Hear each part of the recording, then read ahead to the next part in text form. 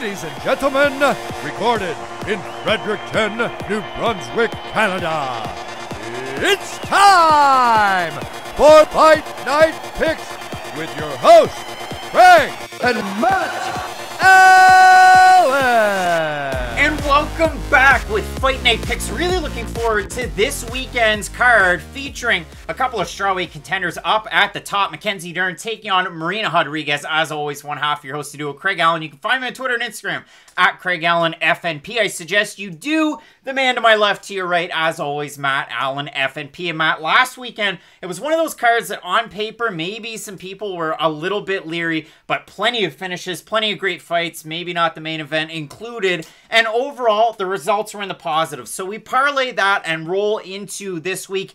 And it's only an 11-fight set. I know that there's definitely fights on this one, probably going to fall under the radar throughout the week. And then on Saturday night, a lot of people getting excited for the return of Maria Agapova taking on fellow prospects Sabina Mazo, and so on and so forth. I know this is one of those cards that Fight Matrix maybe not ranking at the highest, but there definitely are some fights that are exciting, and there's some fights that should deliver. Where's my trophy, Craig? It feels like every time you win over the weekend, we bring it out, but when I win, we don't. Here's the good thing, and I'm going to give you your props, don't worry. You were starting to make a little bit of a comeback there. A lot of bit of a comeback, but I finally halted the momentum. I just felt like I had to pat myself on the back, because I'm not going to lie. I've been looking at the numbers, and I've been getting a little nervous the last month, but it's been a great few weeks after we had that one terrible week, but I am pretty excited for this card. I know it might not have the biggest names on it, but like you had mentioned, whoever wins this title fight, there's a really good chance they find themselves in a title fight. Main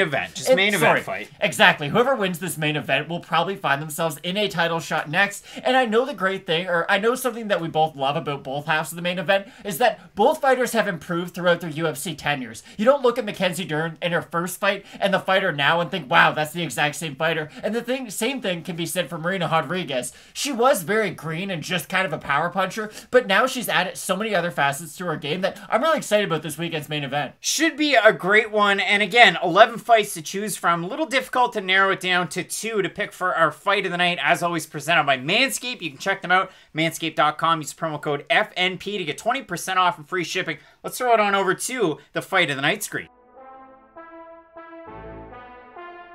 And with Fight Night Picks, we try not to cherry pick up off the top of a card, but this is one of those cards that you have to do that thing, because in the co-main event, Rude Boy Randy Brown coming off of that one-arm rear naked choke that he did have against Alex Cowboy Oliveira, a win that definitely holds some water in terms of the name value opposite Randy Brown. And for Jared Gooden, I mean, I think he vaporized Niklas Stutz. Does anybody know where he is? That was such a violent knockout, and for Gooden, that's what you know and love him for. He does have that crazy kind of power in his hands, and Randy Brown's in a really interesting position right now, because Randy Brown's had a few opportunities to fight some top-ranked guys. He's come up short in the past, but it feels like this is finally prime Randy Brown. Everything's starting to come together, so I'm very excited for this co-main event. Can't wait for this one, and with our second pick, I mean, a flyweight, Tim Elliott taking on Matheus Nicolau. Matt, I really do like this fight. A couple of very dynamic guys. A little bit of a clash of styles, but the pitter-patter style of Mr. Tim Elliott, when he's on the feet, really kind of accentuates maybe the power punching that you have out of Matheus Nicolau. Something that we don't really see at 125. Exactly. Nicolau is very unique with his punching ability and power at this weight class. But the thing that you gotta love about Tim Elliott is he's kind of like that smaller Clay Guida. He's always doing something. There's never a point in a Tim Elliott fight where you're just kind of watching and thinking, wow, he's just kind of standing in the mirror. He's going to force the action in this fight. And when you're forcing the action on a guy who has the power Nicolau has, it's going to result in an amazing fight. The man's scrappy. Matheus Nicolau's got his work cut out for him. As always, check out our sponsor for the show. It's Manscaped at manscaped.com. Use promo code FNP. You're going to get 20% off and free shipping. And we're setting into our new digs. The studio's gonna move. You knew it, I knew it, Matt knew it, but it's gonna be coming in the next few weeks up here in good old Canada. I'm enjoying my Lay's ketchup chips, a staple. I've got the Canadian flag on my sweater. Wow. I'm gonna have a great time this weekend as Matt makes way too much noise for your commute or if you're hanging around on the airplane. The chips are good, Craig. Listen, they are great, but if you're hanging around, watching, listening, liking, and subscribing, we hope you have a great week. Enjoy these fights. As always, we'll have question mark kicks 2 hours before the prelims this weekend. And if you happen to subscribe, you can bump that total up, because once we reach 30,000, and I see a lot of people that are upset out there right now, Matt. I see the DMs, I see the comments are saying, guys, just do the show. We put the challenge out there. Did. All you have to do is come through on it. So if you've been hovering around that button the last couple of weeks, all it takes is a sub, and we can work our way right up there. We add a new show for that new office that we're breaking in. Maybe you saw a picture on Instagram, which was down today on Monday. Maybe you didn't see it. I don't know, but make sure you hit that sub, because, listen, I really want to make that show. Exactly. We're going to hold up our end of the bargain. We just need you guys to do your part, too. All right, make sure you check out our second channel as well. 15-minute card breaks. New content coming out there that we filmed this past weekend from the new office. So really looking forward to it. Really looking forward to this card as well. 11 great fights that you're not going to want to miss. So keep it locked in with Fight Night Picks. We always say, let's get into it. It seems like every single weekend for the last month or so, a Bellator-style prelim gets thrown on our plate like coleslaw or butternut squash or whatever side dish you hate to get. And this weekend, to open the card, we have the American bad boy, Charlie Ontiveros, taking on the Mean Machine, Steve Garcia. And Matt, it might seem like I'm starting this video out on the wrong foot, and I definitely apologize, because these two guys are going to reach a pinnacle, and have already reached a pinnacle, that I never will. They've each worn the 3 biggest letters in all of combat sports on their shorts, on their shirts, and they made the walk to the octagon. And let's give them credit where credit's due. They both accepted short notice fights in less than stellar conditions. For Steve Garcia, he took on Luis Pena on short notice, up a weight class. For Charlie Ontiveros, he took on a surging 2020 Male Fighter of the Year, a guy that Kyle Daukaus not only knocked out, but submitted last week, in Kevin Holland. Now, obviously the circumstance around that fight, I joke, but for Charlie Ontiveros, he took the fight nonetheless. That was an absolute buzzsaw move, and look what happened. But what we can do, we can head back. We can take a 15-minute card breaks look at the rookie review, because for Steve Garcia, his debut was quite a while ago. It was a 2 or 3 minute video. Let's go back and look at what exactly Charlie Ontiveros brought into the cage before he took on Kevin Holland. Charlie Ontiveros, decent nickname, coming in here with the American Bad Boy title. Guy's 11-6, a lot of finish wins to his record. And that's where the buck stops. Charlie Ontiveros needs like an earthquake and an overhand right and an axe kick and a check hook to hit all at the same time. And also the planets have to align, and Jared Cannonier has to be there with crystals, and Diego Sanchez has to be there doing a walk-in at the same time. And Miro Yamasaki has to be the ref, and Mike Goldberg has to yell a preemptive, it's over, and Josh Thompson has to pump the tires of Diego Lima and call him a goat. All of these things have to happen at once, and then you have to have a Thundercats land for Charlie Ontiveros to win this fight. And Matt, you look as perplexed as I thought you would by that, because that was a loaded statement. But if people are unaware of who Charlie Ontiveros is, I have to say, kudos to Charlie Ontiveros. You made it further than I'm ever going to make it in my entire life. You're going to make an appearance in the octagon. You're not going to have camo shorts like Bryce Mitchell, but you're going to make it nonetheless. So, who's Charlie Ontiveros? Well, 11-6, I had mentioned that. All 6 losses by finish, all of them by knockout. Now, you might not recognize the Todd Moores, Rashid Abdullahs of the world, but you definitely know Jeff Neal, who beat him in 2014. You know Michael Venom Page, that beat him in 2015. You might not know Nikolay Vereshnikov, that beat him in 2016. Apologize, I'm fired up. You might know Will Morris, Blue Chip Will Morris, who beat him when he was 1-0. So Will Morris was 1-0. Our guy Charlie Ontiveros was 9-5. Will Morris knocked him out in the first round. Now I'm going hard in the paint about this fight, because Charlie Ontiveros, of all the guys that he's beaten, and he's beaten 11 guys, their combined record of all those wins is 40-30-1. Charlie Ontiveros has beaten guys that have salty records. And of the last 2 wins that he's had, and this is going back, so his third to last win 2017, his last win 2019, and then 2019. He beat Derek Ageday, who's 3-5. Not to take anything away from Charlie Ontiveros. A great jump knee knockout. It was great. Followed it up. And then in his last fight, he beat Washington Luis, who was 5-4. Well, Washington Luis going into that fight hadn't fought in over a year. And his loss before that, Anthony Ivy, a name I already brought up. Derek Ageday lost to Anthony Ivy, Santos Rosales Jr., Jason Langlier, then Charlie Ontiveros, then Nico Echeverry. Right now, our guy Derek Ageday, 3-7. Charlie Ontiveros wasn't fighting the best competition.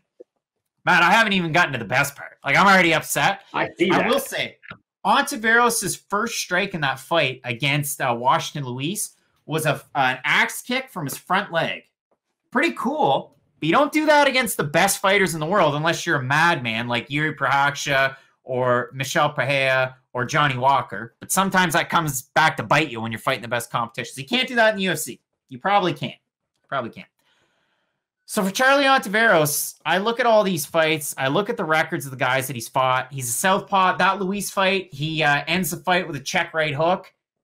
He's southpaw again. That strike when you're moving back and you land a check right hook, unless you're Vanderlei Silva, you're gonna have a hard time knocking out top 185ers in the UFC. It's gonna be a hard time. It's gonna be a hard time.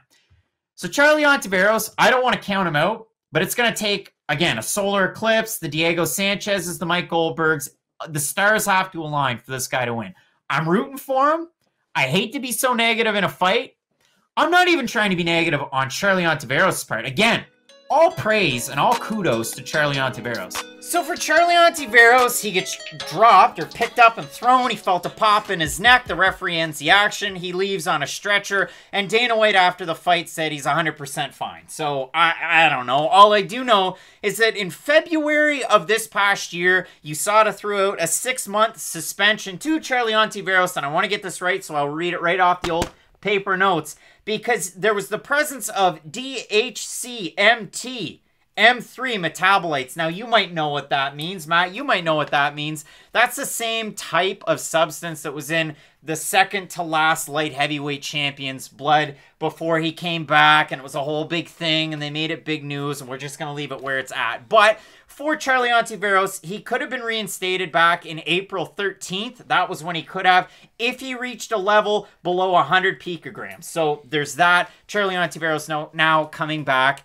this weekend, taking on Steve Garcia. Now, Matt, I'm really riled up about this fight because this fight is scheduled to take place at lightweight. That's the number that's thrown out there. And you know what? Let's dot my T's and cross my I's. I'm on Tapology. We're breaking the fourth wall. All right, UFC Stats also says that this one's at lightweight. Good? We good? We good. Everybody at home, we're good? In the plane, on the car? Okay. How many career fights has Charlie Ontiveros had at 155 pounds? That's a question on everybody's mind, right? Good. I'm glad you asked me. 0. He hasn't had a single fight at 155 pounds. The guy's had 17 fights at 170, and then he had a one-off at 185 against Kevin Holland on short notice where he weighed 182.5, and if you're a visual learner, if you're watching this video, you can see it up in front of you. Okay, so Charlie Ontiveros, maybe he's got the right frame for it. Maybe somebody at the PI said it could happen, and maybe it will this weekend. How many fights has Steve Garcia had at 155? I'm glad you asked me. 1. One fight at 155 on short notice against Luis Pena. He had 10 of them at 135. Missed weight in 2 of those fights. Missed weight when he was on Dana White's Contender Series, actually. Ended up with a big finish there. Didn't get the contract. He also had 1 fight at 140 pounds, and he had 1 fight at 145. So Steve Garcia's had 1 fight at 155. He's 6 feet tall, long, gangly, good striker. Now he's moving up to 155. Charlie Ontiveros, American bad boy. He's a striker. Never fought at lightweight in his life. What are we doing here? What do you want from me? I'm not Dana White. I'm not Sean Shelby. I didn't put this fight together, Craig, okay? If I was the matchmaker of the UFC, I probably just would have made a different fight and put that as the first fight of the night. Because yes, Charlie Ontiveros has a lot of question marks surrounding him at the UFC level. Charlie Ontiveros is kind of like a guy who comes from a junior college but gets drafted in like the lottery. And you're like, wait, what? This guy's getting minutes all of a sudden, and then he's playing in the NBA, and you're like, really? He's still around? And then he's around like 3 seasons in, and then gets cut. I just don't think Charlie Ontiveros is the type of guy who's going to have like a 7, 8, 9 fight UFC run. I think it's going to be like a 2 and done, 3 and done type of a deal. Because like you had mentioned, with Ontiveros, fought at 170, fought at 185. I have serious concerns about him making the move down to 155 pounds. And the other thing about Ontiveros that I do not like whatsoever is Not only is the fact that his record not great, and I know we say this a lot, records are for DJs in MMA. It doesn't really matter what your record is, it matters who you fight and what you look like against that level of competition. The guy's been knocked out 7 times, and that really is concerning. If you've shown a lack of durability at 170 and 185 pounds, I really worry about how durable you're going to be with an extreme weight cut down to 155 pounds that you've never made before in your life. Because here's the thing. Well, who's a good example? Dalcha Lungiambula. When he decided to move down to 185 pounds for the first time later on in life, yes, we were both concerned. He's a big guy. How's he going to look? At least he didn't show the ability to get knocked out by anything up at 205 pounds or up at heavyweight. He was a big, durable guy. If anything, we were worried more about his cardio moving down than anything else. With Ontiveros, he was fragile at welterweight. He was fragile at middleweight. You might want to attribute that to, oh, he was fighting bigger guys, bigger punchers. I just don't think he's all that durable. And the one thing you can say about Steve Garcia, I know he didn't look great against Luis Pena. He does have pretty good punching power, and he does have really good overhands. And if he is able to get on the inside of the distance of Charlie Ontiveros, I think he can land some really big bombs on the inside. Because this thing about Ontiveros, he's got that, like, when you're at range, my game's pretty good, but when you start to pressure him, he doesn't really deal with it all that well. When you pressure him, he doesn't really have the wrestling background to just be able to say, like, hey, now we're going down to the mat. When I look at Charlie Ontiveros and his game as a whole, he lacks a lot of those X factors that we look for when we look at just UFC caliber fighters. So for Garcia, he's got good power. He's got not the greatest takedown defense. Obviously, you saw that against Luis Pena, but we had seen that kind of coming into the UFC. And his wrestling offensively isn't really the greatest. For Ontiveros, he throws so many unorthodox strikes that take a lot of movement and a lot of time. It worries me here too. It does, and that's the thing about Ontiveros. He does like to set up his shots, and even if you look back at the Kevin Holland fight, I know it was a really short sample size, he had trouble with the speed of Kevin Holland. And yeah, Kevin Holland's like an in-between welterweight, middleweight, but still, if you're struggling with the guy's speed at middleweight and at 170, lightweights are normally faster, and former featherweights moving up to lightweight are normally way faster. This is the last thing I'll say about this fight. When it comes to grappling, normally size is a massive advantage. We've seen this many times before. Look at Gegard Mousasi versus Rory McDonald. I would say MMA skill-wise, those guys are very close, but the size was a massive factor in that fight. Where is size much less of a factor? It's in the striking. Why is it in boxing? Guys are able to go up 9, 10 weight classes sometimes and still win belts. It's because in striking, speed is what matters more than anything else, and that's why I think Steve Garcia is going to win this fight. I know a lot of people are going to look to the fact that, oh, Ontiveros, he is the bigger guy, and if he makes lightweight, look how big he's going to be. I think there's a lot more negatives that are going to come along with this weight cut than perceived positives, and that's why I like Garcia in this one. That's a really weird thing for me, and when I looked at the odds, I thought, okay, this is ridiculous, because if you're going to lay down cheddar on a guy, and Steve Garcia that opened a minus 300, he's a minus 318, you're insane. I mean, Charlie Ontiveros, open a plus 250, he's a plus 245, roughly. Rough numbers.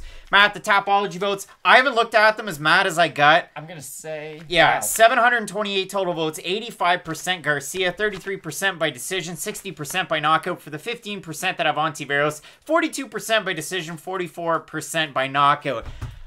Again, it's a Bellator prelim fight. That's exactly what this is. Like, they bury good fighters on their prelims. Think about it that way, too. So, I look at this fight, it's very difficult. Again, Steve Garcia is a guy, the majority of his career was spent at bantamweight or bantamweight adjacent, whether he missed it, went to 145 or 140, had a one-off on short notice against Luis Pena. That's cool. Ontiveros, one fight at 185 on short notice where he weighed 182.5, so just scratch that.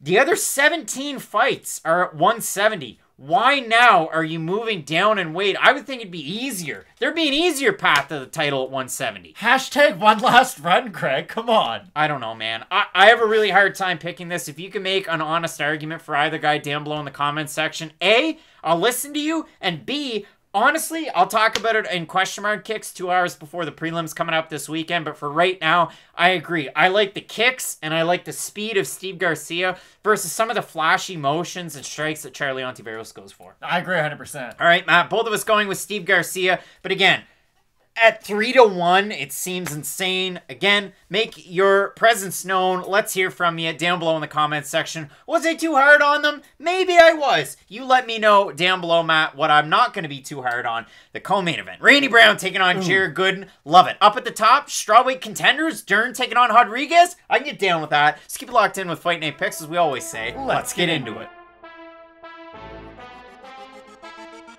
A couple of strawweight contenders and prospects really looking to right the ship. Coming up this weekend, we have Lupita Godinez taking on Sam Page, Sam Hughes. Now, Matt, last weekend, I wasn't a fan of a couple of different nicknames. I mean, Shanimal, didn't like it that much. Sam Page, definitely not on board. But for Sam Page, 0-2 so far in her young UFC career. Now, she filled in on incredibly short notice to take on Tecia Torres her first time out.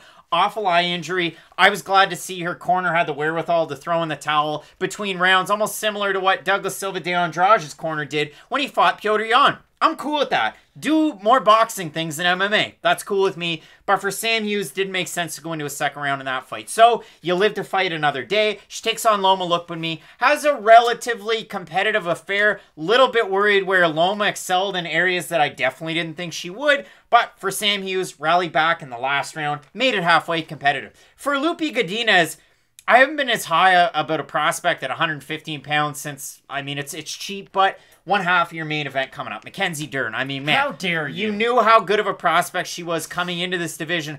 I was so high on Lupita Godinez. So, without further ado, let's throw it on back to a 15-minute card breaks rookie review. Because, again, the shine was there. We know how the fight went with Penne, and I'll talk about that right after. So let's throw it on back and learn exactly where Lupita Godinez does shine in the cage. In steps the Mexican-Canadian Lupita Godinez. And Matt, I'm telling you, for this week, I watched a lot of tape that was outside of the UFC, outside of the Bellators and the big promotions of the world. Now, for Lupi, her last fight was over with LFA. Before that, with BTC, right up here in Canada. And listen, I'm not lying about this. This is the prospect that I'm most excited to watch on this card. Holy smokes, have I been impressed by Lupita Godinez. She does so many things well in the cage. And if you wanted to get a good idea of how she matches up in a fight like this, and I'm going to hand it over to you when we talk about Jessica Penne. For Lupita Godinez in her last fight, it was for the LFA strawweight title, and she fought a fighter that I know the UFC wishes they had in Vanessa Demopoulos. And we've seen her with LFA, and we've seen her with some of the bigger promotions, bigger regional promotions. We saw her on Contender Series, and it just never seems to be the right moment for Vanessa Demopoulos. But what's she good at?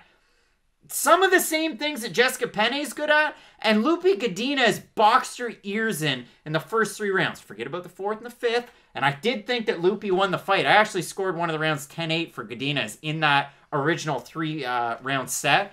But holy smokes, really good footwork. Comes out of Titan MMA in Vancouver. She's been training a little bit in Colorado for this one. Her boxing is so good. You go back and watch the BTC fight, her second to last fight. She took on a recognizable name who came in on short notice in Lindsay Garbat. And listen, kudos to Lindsay. She's always there for a fight. She's taken on really good competition, and her cardio's great. Lupi looked like she hadn't even been in a fight at the end of it. Barely a scratch on her face. Now, the Vanessa Demopoulos one, look at a side-by-side of both of their faces. They had a war. But for Godinez, good takedown defense. When she was on top, or if she ever got into any bad spots, she was able to get out of them. Vanessa Demopoulos put her in that crazy kind of triangle that she got Sam Hughes in. Godinez was able to get out of it. Really, really like the game of, again, the Canadian-Mexican fighter that's fought for Combate in the past, that fought for LFA, the former champ. It's a really tough ask to come in on short notice and take on such a big name like Jessica Penne. It'll be really interesting to see what Jessica Penne even looks like. So Godinez, former BTC and LFA strawweight champion. She trains out of the Vancouver area, Team Titan, Titan MMA. And again, when she got ready for her last fight, that was on relatively short notice. She ends up taking on Jessica Penne, who was supposed to be taking on Hannah Goldie. And for Lupita Godinez, it would have been a great win. It really would have. Huge name in Jessica Penne, somebody that was a former Invicta champ as well, but also fought for the title in the UFC. And Matt, that fight was a weird bucket of muscles. It wasn't great. I thought Lupita Godinez won, along with the majority of people out there, but all it does is take the judges, Michael Bell and Derek Cleary, to score that fight, 29-28 Penne, and it crushed my hopes and dreams for Lupi. Whether it crushes your hopes and dreams or not, there's a lot of concerning things about that performance and just about Lupi Godinez as a prospect moving forward. Here's the thing. If you have a very close fight with a fighter who we both called washed and a fighter who had spent years away from the sport, I do have real concerns about you against other top-level fighters in this division because Godinez... Again, if you want to say she won that fight, you do have a pretty good argument to it. I'm not going to say here saying, oh, she definitely deserved it, because it was pretty close at the end of the day. The thing, the massive advantage that Lupi's going to have in this fight compared to Sam Hughes, though, is going to be her speed. The problem with Sam Hughes, and just kind of her game as a whole, in the UFC at least that we've seen, is... how did Tecia Torres beat her? Her hand speed was so much faster than Sam Hughes, it wasn't even funny. Loma Lookboonmee made it an MMA fight, oddly enough, but still, Sam Hughes has always shown that speed can be a bit of an issue for her. When I look at Sam Hughes, I kind of think of a smaller Alexis Davis to a certain degree. I just think that she's gonna kind of eat some shots to give her own, and that's always gonna be a component of her game. That's the big thing about Lupi Godinez, too, and a big talking point coming into the UFC. You look at Lupi after she fought Vanessa Demopoulos, and again, if you want to play MMA math, let's play it, because one woman has a win over Demopoulos and one has a loss. Now, it's interesting to see how they got into those positions, because for Sam Hughes, she wins the first round. The second round, there's what? An illegal up kick? She wins at 10-8. And then in the third round, she gets caught in that weird leg triangle that Demopoulos is definitely known for. Why is she known for it? Because she tried the same thing against Lupi Godinez, who gets out of it, wins the first round easily, wins the second round easily, wins the third round easily, doesn't win the fourth round, doesn't win the fifth round. But still, for Godinez, great 3 rounds against Demopoulos. For Sam Hughes, she just kind of gets caught in that when she took it to the ground, which she shouldn't have, but something that you have to learn from. Matt, I talked about this in the past. For Hughes, the one thing that I love is the fact that she was a track and field and cross-country athlete in college. I want to get it right. It's Wofford. I always thought it was Wooford growing up. I always, you see them. It's Wooford. But no, it's Wofford. And for Sam Hughes, cardio for days, somebody that can just strike in volume. Maybe the speed isn't there, but...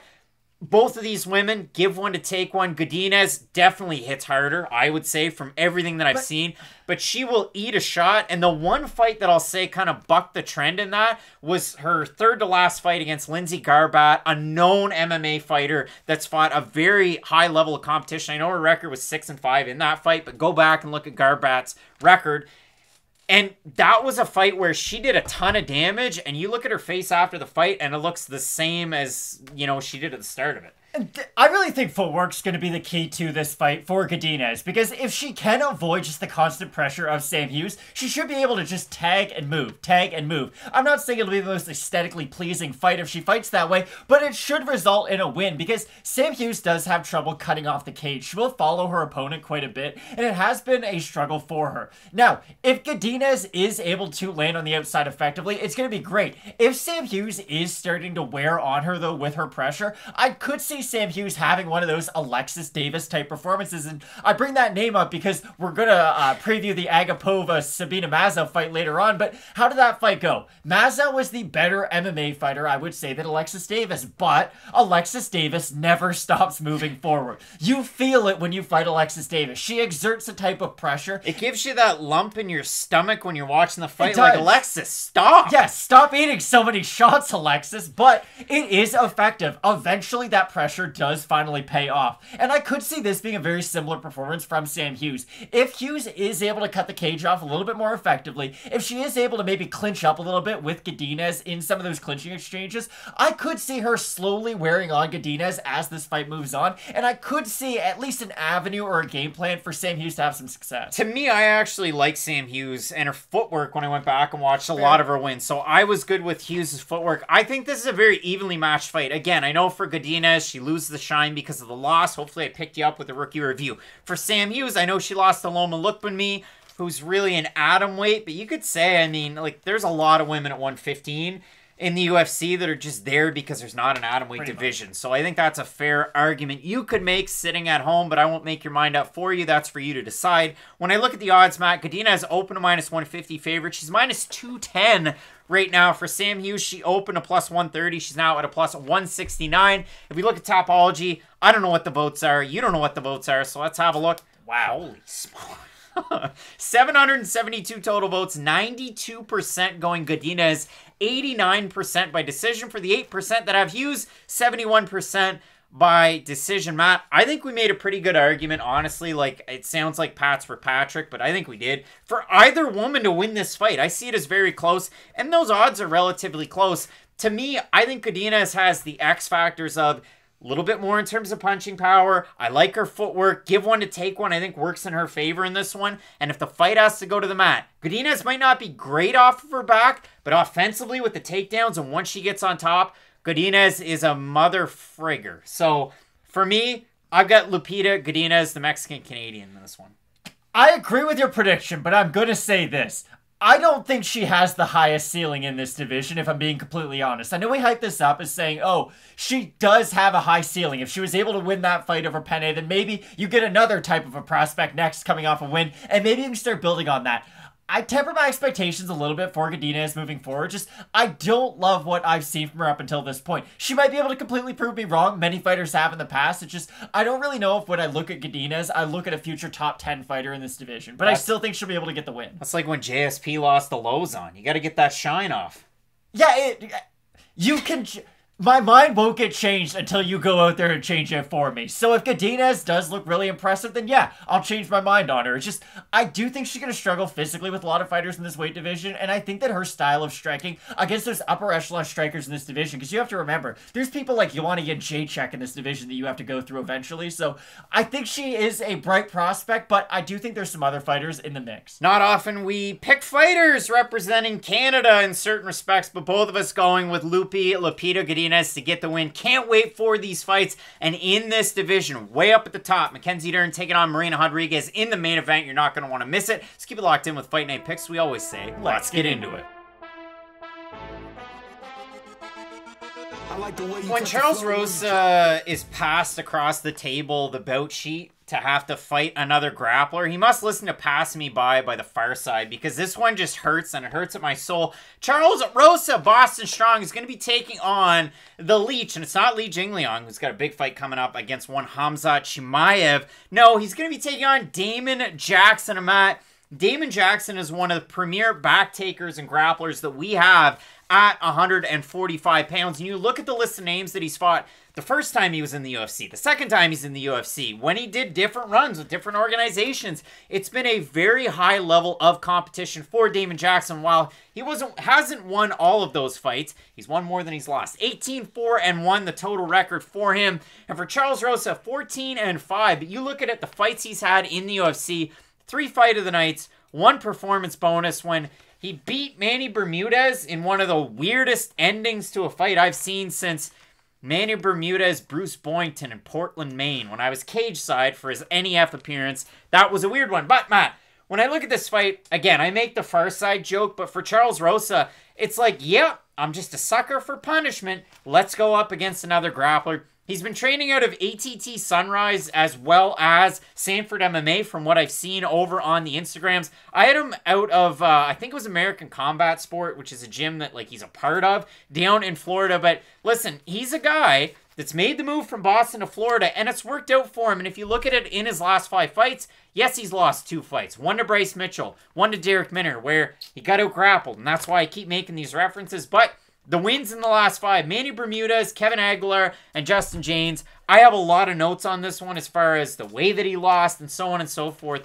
But what's your assessment of Charles Rosa coming in to take on such a sneaky grappler in Damon Jackson, and all you have to do is queue up that Mirsad Bektic win? I honestly think this could be Fight of the Night when things are all said and done, because Charles Rosa has one of those fun types of style. He relies on his movement. His striking is more of a karate style, but his specialty is jiu-jitsu. There's not a lot of other fighters on the roster who have those type of attributes or that kind of a background. And with Damon Jackson, I feel like the best way to describe his game, it's sort of a cheap comp, but it's an easy one. He is the featherweight Gerald Meerschaert. There you go. He's got great forward pressure. Yeah, he's a little stiff with his striking. His striking might not look great, but it is fairly effective when he is moving forward. And yes, some of those top-level strikers can, get on the inside of him. They can outstrike him on the outside as well. But when Damon Jackson is at his best is when he's pressuring forward with combinations, throwing with a lot of volume, and just making his opponent feel the pace of his fight. Because like you mentioned with the Bektic fight, he wasn't even doing well against Bektic for the first 2 rounds. He was getting beat up. But got taken down 7 of 9 attempts in that one. But the great thing about Damon Jackson is that every single one of those takedown attempts from Bektic is an opportunity for Jackson to get him in a submission. Tried 7 of them. Exactly. And the good thing about Jackson is he does have great defensive submissions. It's not only the guillotine, he can do Darce chokes from it, he can reverse you and get on top. Like, he's a really tricky grappler. And the great thing about Jackson, too, is his frame for this division. When guys are trying to take him down, and when he's really wide at his base up against the cage, guys will leave their neck out, and Jackson just has a really good feel for that guillotine. Again, Gerald Meerschaert, but other guys kind of like Nick Lentz. Nick Lentz will almost let you take him down sometimes, just to almost let you feel safe with it, and then next thing you know, you get caught up into a submission. I think this will be a really, really fun fight, and I could see this fight getting finished in 10 different ways. There's a universe where Charles Rosa goes out there, hits Damon Jackson with a hard right hand, and finishes him with an armbar on the mat. There's another world where Damon Jackson just puts so much pressure on Charles Rosa that he wins the first round, wins the second round, and by the third round, Rosa's movement is so compromised that Jackson just takes him down and ground and pounds him. Like, these are the avenues that this fight could take, and there's so many different ones. So out of the last 4 fights for Rosa, that excludes that Manny Bermudez submission win. I went through, I did MMA decisions, I went back and watched the fights, and then after I was done that, I looked at the stats for them.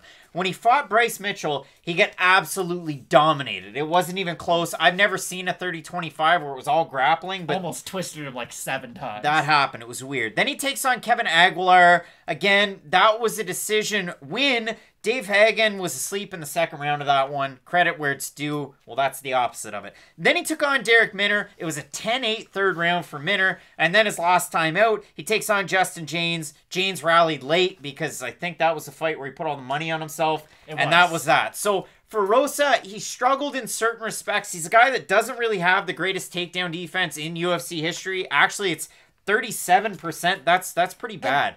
Charles Rosa is not one of those guys whose jiu-jitsu is so good that I'm okay with that like number. Mackenzie Dern. Exactly. There's fighters like Mackenzie Dern. There's fighters like Brian Ortega who you might just look at their takedown defense numbers and you're like, wow, that's not very good. But then you actually understand, okay, well, those are fighters who don't mind getting taken down. With Rosa, it is kind of different because we have seen him get out-grappled now a couple of times at the UFC level. When just Bryce Mitchell does it, that's fine. Bryce Mitchell is a very unique style of grappling. It's just different. But when Derek Minner goes out there and not only holds you down, but holds you down and beats you up while he does it, that's when I have real concerns about that number for his takedown defense. The guys that have taken Charles Rosa down, I've taken the liberty. Let's hear about it. Dennis Seaver took him down. Sean Soriano took him down. Yair Rodriguez took him down. Kyle Bochniak took him down. Manny Bermudez did, but then he got submitted. Bryce Mitchell, Minner, and Justin James. And that's not every Charles Rosa fight, but we're getting close to it. Again, a lot of performance bonuses. Very fun style. Damon Jackson 1-2-1 with a no contest in 2 stints in the UFC. That no contest was a loss to Hani Jason, who ended up testing positive for diuretics. So it is what it is. And he lost to Kevin Aguilar. Charles Rosa beat Kevin Aguilar. MMA math says Charles Rosa's going to win. Again, to me, Rosa's game, little bit more complete in terms of overall MMA. Damon Jackson, much more of a specialist that strikes to get in close to try and submit you. And once it's on the mat, very, very sketchy. Just like a guy like Meerschaert. The other thing about Jackson is he can kind of build up as the fight goes on, where Rosa can either stay the same or just kind of peter off a little bit at the end. So we'll see what happens in this one. But to me, it's a really tight fight. It is a really tough fight, and I can see it going one of 2 ways. Either it looks a lot like Gavin Tucker when he fought Billy Q, where it was Charles Rosa. His footwork's just so good, and he's so good at darting in and out that the forward pressure of Damon Jackson never really does matter. He's never able to cut off the cage. He's never able to get a good angle on Rosa, so he can't actually chase him down to get a hold of him. And Rosa just kind of walks his way to a 30-27. The flip side, though, could be even look at Gerald Meerschaert versus Mahmoud Muradov. Like, when Meerschaert gets hit, eats a few shots, but when the pressure does start to pay off, when the opponent does start to panic, and when he does start to, okay, it's all or nothing on my punches, it's all or nothing on my takedown attempts, like, the pressure gets to guys in a way that makes them uncomfortable, and I do see that being the way of this fight. I think Damon Jackson's going to use his pressure, put a crazy pace on Charles Rosa that he's not really used to or not comfortable with, and I think he can win this fight the longer it goes. I'm not saying it's going to look good early on. I think Rosa might even take down Jackson and look good in some grappling exchanges, but I do think that by the end of the fight, Jackson will be the more fresher fighter, and I do think he'll be able to get the win. The odds for this one are kind of strange. Rosa open to minus 180 favorite. He's a plus 145 underdog. And for Damon Jackson, open to plus 155. He's a minus 174. Best fight odds, Matt. We haven't looked at the Tapology votes. Over under 65% Rosa. I think they're going to be, I think they're going to be 65 for Jackson. Wow, 729 total votes, 63% going with Jackson, 70% by decision. The 37% that have Rosa, 68% by decision. For that reason, I like Charles Rosa in this fight. Again, Damon Jackson's a guy that beat Mirsad Bektic, who just kept taking him down. He was comfortable. There were submission attempts, but they didn't work out. You look at the names, too, that Jackson was matched up with before this fight. He was supposed to fight TJ Laramie, who withdrew. He was supposed to fight Luke Sanders. Well, he would have beat him. Then Jackson couldn't make it. He lost to Ilya Topuria, who doesn't fight anything like Charles Rosa does. The wins before that, Bektic, which was huge, especially in a comeback. He was almost a 3-1 underdog, and he won a performance bonus in that one. Before that, Moro Chalet, and before that, Mavlid Haibulaev with one of the most disgusting knockouts you've ever seen. Good wins before that, Jennerman, Jeremy Spoon, a guy who has a little bit of a padded record, and so on and so forth. But in this fight, I like Rosa for the movement. I like him for the striking, and I think he's going to do enough on the feet to win this fight. Obviously, I said the same thing. You know what goes on? Jackson's going to be the fresher guy. Jackson's got those submission attempts, so on and so forth. To me, I look at it and I go, well, Mitchell couldn't do it. Minner couldn't do it. What makes me believe that Damon Jackson can do it? I know he's a grappler to that nth degree, especially in this division, especially with his body type. They couldn't do it. They both like 30-25, Charles Rosa. I've said this, but I like Rosa with the striking. I like him with his cardio in the first 2 rounds. As long as in the 3rd round he doesn't fall off a cliff and get submitted. I like Charles Rosa. I was going to say, I can agree with everything you said up until I like the cardio of Charles Rosa. Not in this fight, I don't whatsoever. If Damon Jackson is able to fight his type of fight, if he is putting the pressure on Rosa, if Rosa is having trouble with his movement, then I do see Jackson, I'm not going to say TKOing Charles Rosa, but I do think he'll be able to put enough strikes up against the cage to force Charles Rosa to become the wrestler, and I think that's the big key in this fight. I don't mean that Damon Jackson's going to then just turn around and guillotine him on the first takedown attempt, but I think the fact that Damon Jackson, if he can get Charles Rosa to become a grappler first, then that's when his game will really open up. So I will pick Jackson in this. I like his volume on the feet a little bit more than I like Rosa's. And this is the last thing I'll say about Charles Rosa. I just don't like the synergy of his game. There's some guys who everything in their MMA game just kind of works together. Like Dan Hooker, for instance. Dan Hooker has great long-range weapons. He has great weapons on the in-tight when you try to take him down. And he's a good grappler. When I look at the game of Charles Rosa, it's you're an okay striker on the outside, but you're not good enough of a striker to really win 15 consistent minutes on the outside. You're a good but not great wrestler, so it's going to be tough for you to out-wrestle a lot of guys. It's just, there's a lot of question marks with the overall game of Charles Rosa, and that's why I can't pick him in this one.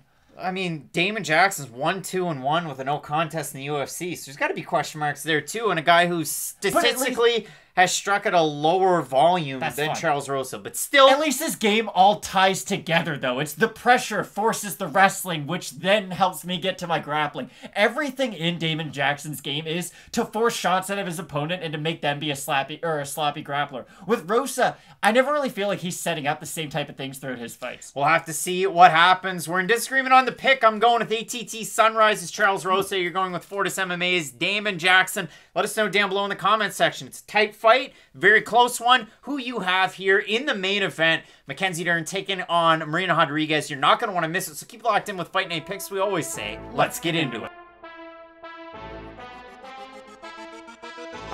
Coming up this weekend at heavyweight for the title of most interesting heavyweight, and that's a pretty crazy one to try and grab, we have Moldova's own Alexander Romanov taking on the Mountain Jared Vanderaa. And Matt, you talk about interesting. I don't know what there is to say. Watch the way these guys fight. Watch their post-fight or pre-fight interviews. It's just a whole weird bucket of muscles. It's a whole lot of crazy. It's a cosmic gumbo, some would say, that plays to the rhythm of jazz. And if you get the I think you should leave reference, I like you. Matt, when I look at this fight, it's straight up weird. Jared Vanderaa is one of those guys that just wears on people. He just wears on you. You have to hold his weight. He's an old-time heavyweight. He's going to push you up against. He's going to push his head in. He's going to try and take you down. He's going to land some dirty shots on the inside. And Alexander Romanov, for what it's worth, I don't know if it's a myth. I don't know if it's real. But we got to talk about it. He's got sumo in his back pocket. And the way this guy fights, he expends so much energy in the first 2 rounds that his last fight out is considered a majority win. Now, I say majority. It's a technical split decision win. So, Matt, I went out there and I wrote it down. And even on the graphic, I put TSDECW and an asterisk because he fought Juan Espino. My guy won. Where you at? And you know what? I got to kind of put down the script and stop goofing for a little bit. For Juan Espino and everybody from the Canary Islands, if you're out there, hopefully things are going well. I read about the volcano and volcanoes every day, and it really sucks for those guys. So for Juan Espino and for everybody over there, hopefully you're doing well. For Alexander Romanov, looked like he kind of wanted a way out, which I never say, but man, that was rough. He was gassing hard, and it just so happened that an opportunity presented itself. Sometimes you can hit the balls, Craig. It just happens. Like, I understand the fight wasn't going his way, but this is something that I know I've been guilty of in the past. Getting kicked in the nuts? No, it's course correcting my opinion on a fighter because of one performance that they had.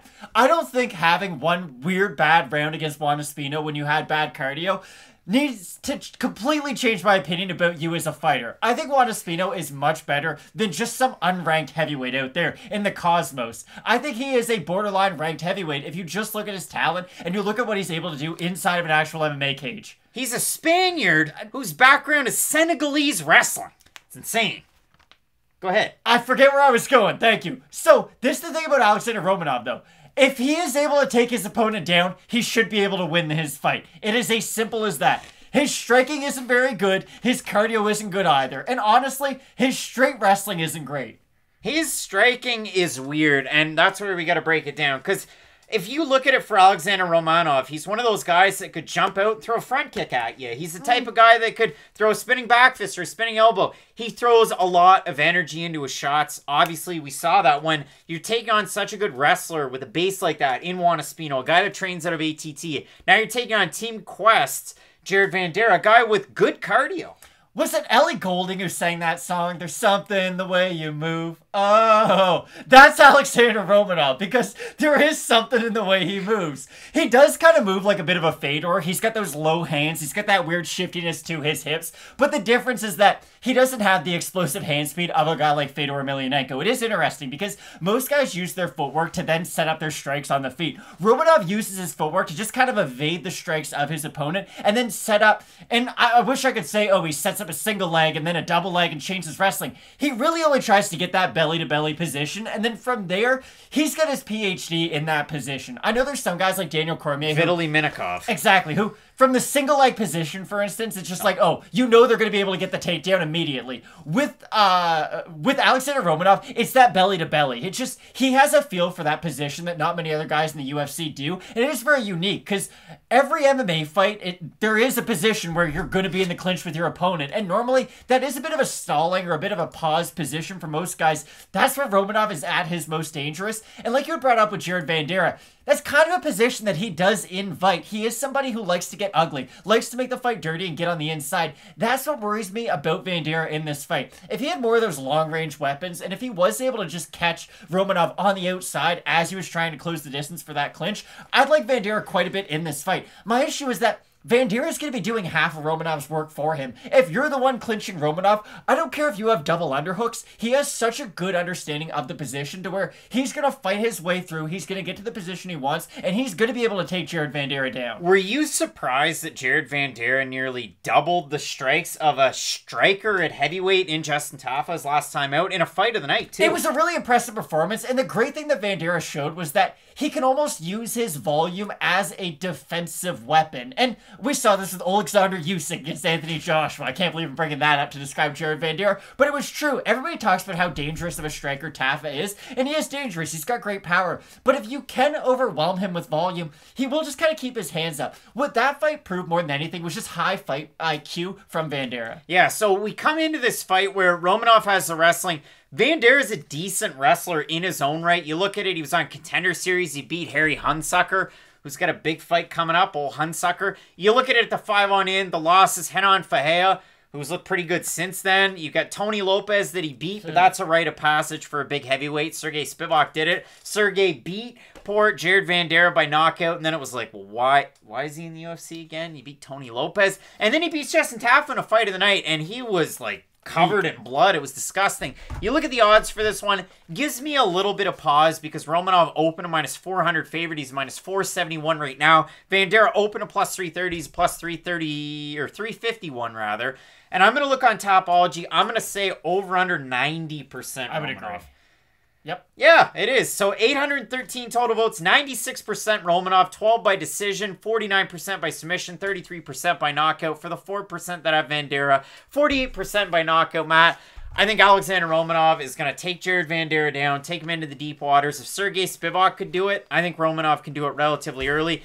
However, if this gets past the first half of the second round, we're playing in Vandeera's playground now, and he's probably one of those guys that works out like tires and just all metal stationary farm objects. Strength, you know? Yeah, he's got farm strength. So look out for Jared Vanderaa to do like a tractor pull and get the win in the later stages of this fight. But for me, I'm going to go with Romanov, and I'm going to chalk up that Espino fight to just, you know, a one-off. Cross my fingers, cross my toes. The only thing that will lose this fight for Romanov is his cardio. If he could fight a solid 50 minutes at his pace, He's a champ. Yeah, like most heavyweights are probably screwed at that point. Now, when you do have such great wrestling, there is going to be some negatives that come along with that, and that, unfortunately, is Romanov's cardio. I look at this fight as Romanov's going to win this fight unless he decides to lose it. Because if he does go out there and just shoot a crazy amount of takedowns, just go for crazy hip tosses, and if he's not able to secure any of those takedowns after he initially gets them, then I could see a world where Vanderaa storms back in the third, but I do like Romanov in this fight. Matt, in this fight, we're both going with Moldova's Alexander Romanov to get the win and the title of craziest heavyweight and next likely opponent for Ilir Latifi. Make that fight. Winner of this fight gets Ilir. That's a good consolation prize, eh? Yikes. Matt, I can't wait for this fight. And the rest of this card, in the co-main event at 170 pounds, we have Randy Brown taking on Jared Good, an absolute banger in the main event at strawweight. Mackenzie Dern, Marina Rodriguez. You're not going to want to miss this. Keep it locked in with Fight Night Picks, as we always say. Let's get into it. It's win or go home at 185 pounds, one would assume. Coming up this weekend, we have the Night Wolf, Jamie Pickett, taking on the Day Wolf. No, it's Pepe Laureano Staropoli. And Matt, when I look at this fight, it's a weird one because of where both of these guys are at. Normally we save this until the end, but I'm going to mention the odds just to tell the story of this fight. Because for Argentina's fighter Laureano, he opened a -150 favorite. He's a -213 right now. For Jamie Pickett, he opened a +130. He's a +172. And for Jamie Pickett, trains with a bevy of good fighters, Joe Selecki and John Salter among them. I thought Joe Selecki won on the weekend over Jared Gordon, but still, when I look at this fight, the question I ask is, why is Laureano Staropoli such a big favorite when he's lost his last three to Muslim Salikov, Tim Means, and Roman Dolidze? Good fighters. Don't get me wrong. All good fighters. Jamie Pickett losing to Tafon Chukwe and Jordan Wright by knockout, and that knockout loss was about 4 months ago. Still relatively soon, I would think, and it was a quick one too. But when I look at this fight, where's all this confidence in Laureano Staropoli, who kind of had his best times at 170 pounds? That really is the strange thing about this fight. When I think about Staropoli, I think of him as a welterweight. I never really put him in the middleweight division because I thought he looked better at 170 pounds. I know he lost to Tim Means, and maybe I think way more about Tim Means than I should, but like, it's not the end of the world. You had a pretty good fight with him too, and the weird thing about Staropoli is, look at his fight with Roman Dolidze. You know what was a big issue in that fight? The size of Roman. It was a massive issue for him in that fight. Well, Roman was coming down from 205 to 185. Yes, like Fergie famously sang about, they met halfway. The thing about Staropoli, though, was I thought that after you get out-muscled by a guy at 185 pounds and you have shown the ability to fight down at 170, you would then go back to the smaller weight class. It's kind of like Misha Serkinov. If Misha Serkinov ever fights at 185 pounds again, everybody around him should get fired tomorrow because he moved down in weight. His cardio looked bad. He didn't really, you know what I mean? Like, there was a lack of aggression, if you will. And I would say that you could point to the weight cut as a factor. With Staropoli, I think his size always is going to be a factor with him at 185 pounds, and unless he is able to just put such a crazy pace on these middleweights, I don't really know where all the success is going to come from at middleweight. And even with Jamie Pickett, like, Jamie Pickett's performance against Chukwe didn't look good at all. And then if you look at the Wright fight, like you said, it was over pretty quick, so you can't really take much from it. But I don't really love the fact that he is coming back so quick after such a flash knockout like that. Because I normally say, hey, 6 months is like the perfect test for past 6 months. Then you can come back after a knockout loss. I don't love the damage that Pickett has taken through his last 2 fights.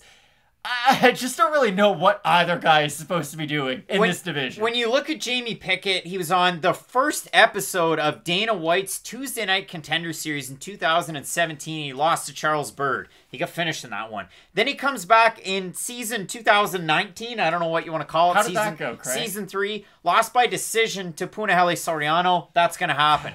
Then he comes back in season 2020, so that's season 4, and he knocks out Jonathan Patti with as Dana White put it, a 22-punch combo. But it was insane. It really was insane. So then they match him up with Tafon Chukwe, a guy who had a win over William Knight, who won on Contender Series. And you looked at that fight and you went, well, why? And then the scores were 30-25 and 2 30-26s. That's not great. No. Then they give him Jordan Wright, who...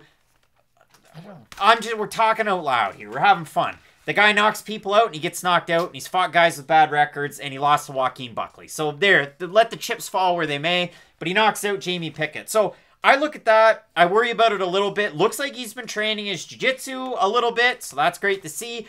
But from Pickett, decent striking when he's outside, and when he moves in, he has a lot of success, or he gets hit with that shot. For Laureano Staropoli, out of the fights that he had, he was 7-1 coming into the UFC with all of his wins by finish. Then he won 2 decisions, one over Hector Aldana. That won him fight of the night bonus. So that's pretty cool. You get to start it off pretty good. Then he beat Thiago Alves by decision. That's great. And then you look at it. They give him Muslim Salikov.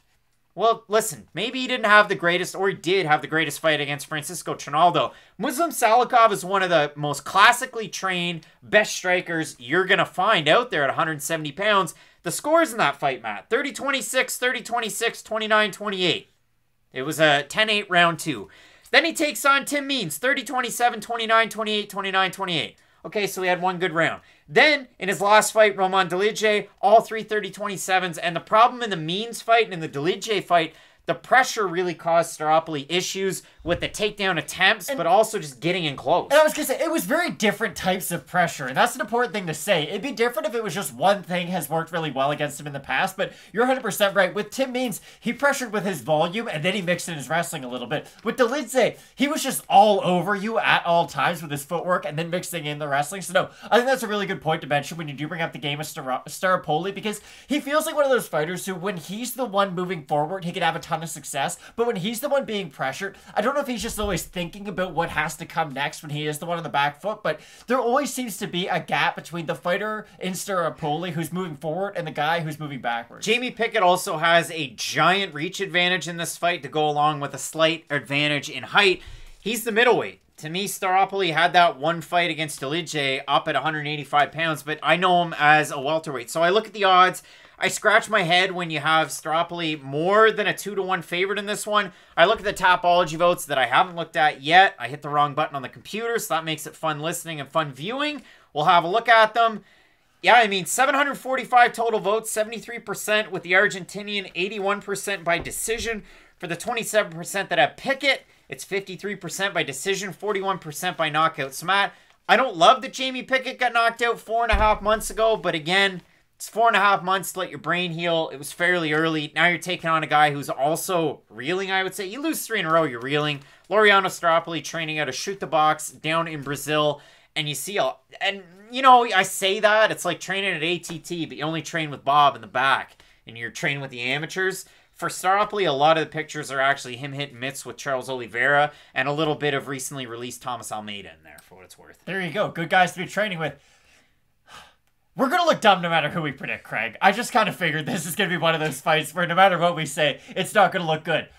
I'm ever so slightly going to pick Staropoli. Now, I understand Staropoli. I don't love the odds. I don't love him at middleweight. There's not a lot that I like about this fight, if I'm being completely honest. But he has shown the ability to be a good pressure fighter when he is the person moving forward. And the thing about Jamie Pickett is that if he does get off to, if you can build a lead on him, he just kind of lets you. He doesn't fight with a crazy amount of volume that really lets him get back into fights if you have developed a lead. So I think if Staropoli can win that first round, it's going to be really key. But I think if he is able to do that, he'll be able to get a win. I have a really hard time with this fight, too. I mean, you look at it, that Pati win was so good for Jamie Pickett. That one was back in 2019, so he hasn't won a fight in almost 2 years. You look at that one, too, and I mean, listen, Jonathan Pati, say whatever you want about it, but it's a fight that happened, so there's that, right? I guess that was actually in 2020. Pati, kind of the same size as a Laureano Staropoli as well, so it is a tricky one. I'm going to go with the Nightwolf in this one just because of the length and the size, but the guy doesn't have the greatest chin. And if you have a guy in Staropoli that kind of finds the powers that brought him to the UFC, he's able to get some of those finishes or at least string together some good combinations and a little bit of power, he's got a great opportunity to win over Pickett. But again, I like Pickett in terms of his kicks, and I like him in terms of his pressure. If he throws together maybe even a little bit of wrestling, if it's existent in this fight, if he can work in some of his jiu-jitsu, I think he's going to have a little bit of success. But is Jamie Pickett on the same level as Muslim Salikov, Tim Means, and Roman Dolidze? We were hanging out here, and then we were hanging out, so here's here, and then there. And now we're way not there anymore. So this is a big test for both guys, but I don't like Staropoli at a minus 200 in this fight, so I'm going to go with Jamie Pickett here. I don't love the odds, but yeah, I'll stick with the Staropoli pick. Matt going with the Argentinian. I've got the American. You let me know if I'm crazy. You let me know what you're thinking down below in the comments section, and we will have you updated after these guys face off at question mark kicks. Maybe there's a change of pick. I don't know. Tune in 2 hours before the prelims to find out on Saturday, and make sure you check out the rest of the videos for this card up at the top. Dern taking on Rodriguez. You're not going to want to miss this. Keep it locked in with Fight Night Picks. We always say, let's get into it. Low-key, absolute banger at 135 pounds. We have Chris Gutierrez taking on Felipe Colares, and I'm going to start with Felipe Colares because I have a lot to say about Chris Gutierrez. Felipe Colares, pleasant surprise in the UFC. I mean, you look at it, and is it the sexiest record that he's had since he entered the promotion? No. He lost to Geraldo de Freitas by decision. He beat Domingo Plarte by split decision. Son of Fire. Did I think he should have won that fight more handily? Yeah, because Son of Fire didn't look great in the UFC. Then he loses to Montel Jackson. That's forgivable. I don't care. Jesse Strader lost to Montel Jackson. He was Aaron Carter's boxing coach, so take that for what it's worth.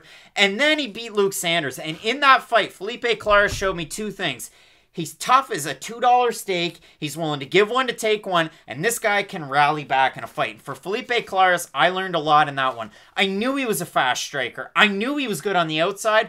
I know Luke Sanders has a tendency to slow down a little bit. The stats might not actually support that, and I'm going to talk about the stats a lot in this fight, which is something that I don't do very often whatsoever. That's where the channel started, but it's not that important when you make videos like this. It really isn't. But for Felipe Colares, I love his striking. I don't love him on the ground, but he has decent jiu-jitsu to go along with it. It's just his takedown defense isn't all that good. For Chris Gutierrez, since losing his UFC debut by submission against Raoni Barcelos, I mean, other than a 10-8 round against Cody Durden, this guy's looked unstoppable. Like, he's been insane. I'll let you go, but I have the numbers here. I was just going to say, Gutierrez doesn't even look like the same fighter who had that UFC debut. He spent time with different promotions, like, I'd say major regional promotions.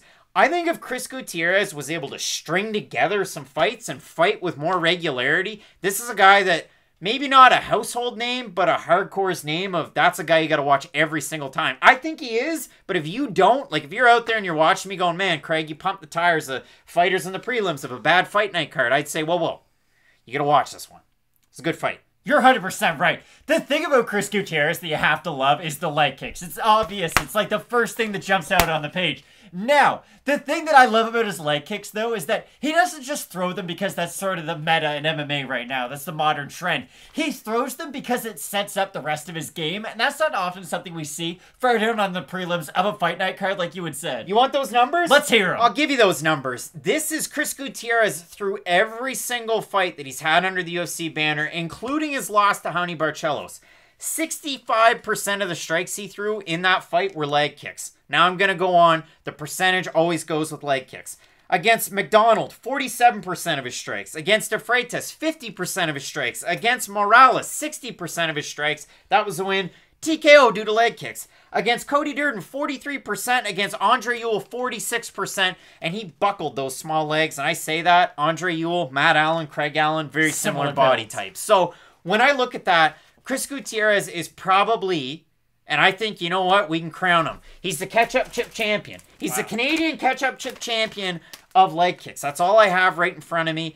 That, and I guess I got another prop. I'll slow it down. A Carlos Newton shoe with Fight Night Picks. That's pretty cool. Jordan 1. Had that made by Kemi. Craig's just showing off stuff that he has now. Great stuff. Point I have, Chris Gutierrez is one of the best leg kickers out there.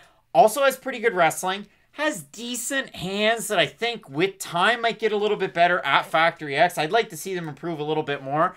But the problem that he had against Cody Durden was that early grappling in that fight. And it really was. But here's the thing. Cody Durden is a very tricky grappler. And if you're going to get 10-8'd, it's probably because he's going to mix you up on the ground, turn you into a pretzel. The thing that Gutierrez showed, though, was he can get through that adversity and still look really good in the back stages of that fight. The thing I will say about Gutierrez and his hands, though, I do think we are starting to see a little bit of the progression in his boxing. Because up until that Andre Ewell fight, and here's the thing. I wasn't completely sold on Gutierrez until that last performance. Listen, I picked Ewell in that one. John Anik talked about both guys' custody battles. It was just a weird one. It was a weird fight. And the thing about Ewell is that he's a really dangerous striker on the outside. But Gutierrez used that against him. He knew that on the outside, that's where I can attack you with my calf kick. And once he did destroy that front leg of Andre Ewell, that's when he was able to mix in his own boxing. And he was doing really well in pure boxing against a guy like Andre Ewell. And if you're able to out-punch somebody like Andre Ewell, I do think that it is starting to show a little bit of the progression in the hands of Chris Gutierrez. Now, against Felipe Colares, he's going to have to get those leg kicks going early and often, but that kind of has to be said on every single Chris Gutierrez fight. I do think that the start is going to be important, though, because when we talk about leg kicks, we talk about body shots, those techniques are effective in the 5th round, but they're a lot better in the 1st round because they have an accumulatory effect on your opponent. When you land things like leg kicks and body shots, they hurt your opponent and they slow them down, and that's what I think Gutierrez has to do, because this is the thing I worry about with Gutierrez on the feet. Yes, he's a good striker, he's got good power, he can get outpaced and he can get outworked. If there's a fighter in there exactly, who can move on the feet a lot. Like, if he ever fought your boy, Douglas Silva de Andrade, like, that would be a crazy fight. But Gutierrez would really have to watch with some of those boxing and some of the power shots of De Silva up the middle. I'm not saying those are similar shots that Colares can land, but if Colares is able to just be the faster guy with his hands on the outside, I think he can have a lot of success early on, even though he is a big underdog. Well, that's the thing. I mean, for Felipe Colares, he is really fast with his hands, and if you look at the odds, Gutierrez open to minus 250 favorite. He's minus 266 right now. For Colares, open to plus 210. He's roughly about there right now. If we look at the Tapology picks, like just about every fight on this card so far, they're not even close. 96% Gutierrez, 80% by decision. For the 4% that have Colares, 56% by decision, something around there. And yeah, when I look at this one, to me, MMA math. One guy beat Geraldo de Freitas, one guy lost to him, albeit Chris Gutierrez only beat him by split, but that's the thing. Geraldo de Freitas is another one of those guys you never hear about, and then you watch him fight, and it's like, oh, well, this guy's kind of fun. He's kind of different for this division. I like Gutierrez in this one, but if I saw a Felipe Colares win, if I could envision it, tall stance, keeping his hands out there, moving his legs back, doing a good job of staying out of the way of some of those kicks. Like Johnny Walker when he fought Thiago Santos, when he missed the kicks, when he was able to kind of move back and out of the way, I could see Colares doing that. But instead of doing what Johnny Walker did, which was stare at himself in the mirror, it's actually going out and using your hands. I like Gutierrez in this one to set things up. It was something that I wasn't totally sold on when he fought Andre Ewell, which is why I picked Ewell in that one. I thought, hey, well, he knows he's going to get kicked, so he's going to do something about it. But listen, when you're in the cage, it's different than when you're talking into a computer.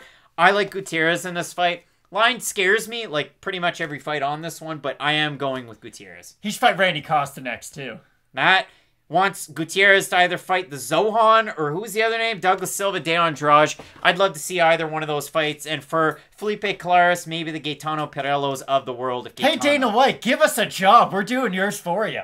Yeah, yikes. Matt, I absolutely love this fight, though. Both of us going with Chris Gutierrez. You're not going to want to miss Question Mark Kicks. It's on Saturday, 2 hours before the prelims. We get a final look at the fights. If there's any changes, if there's any weight misses, we get the action in there, and you can have your say in the comment section as you always do down below. Let us know who you have, Gutierrez, Kolares, and up at the top, Dern taking on Rodriguez. You're not going to want to miss it, so keep it locked in with Fight Night Picks, as we always say. Let's get into it.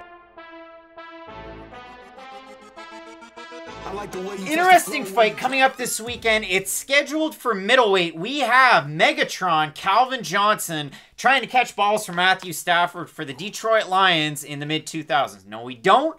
It's Megatron Phil Hawes taking on Deron Winn. And Matt, while the picture and the graphic that we made up for this week, I made it look a little bit funny. It's not that funny. It's no joke. Deron Winn is actually 5'6". I measured him with a tape.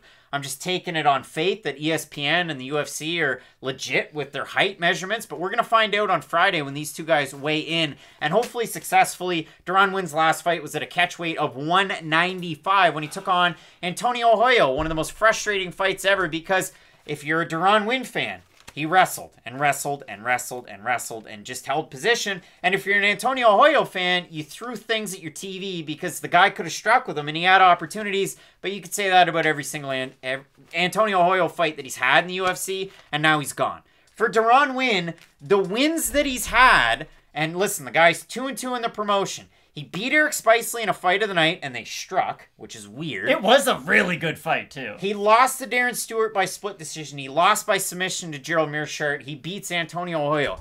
The two guys that he's beat are no longer in the UFC.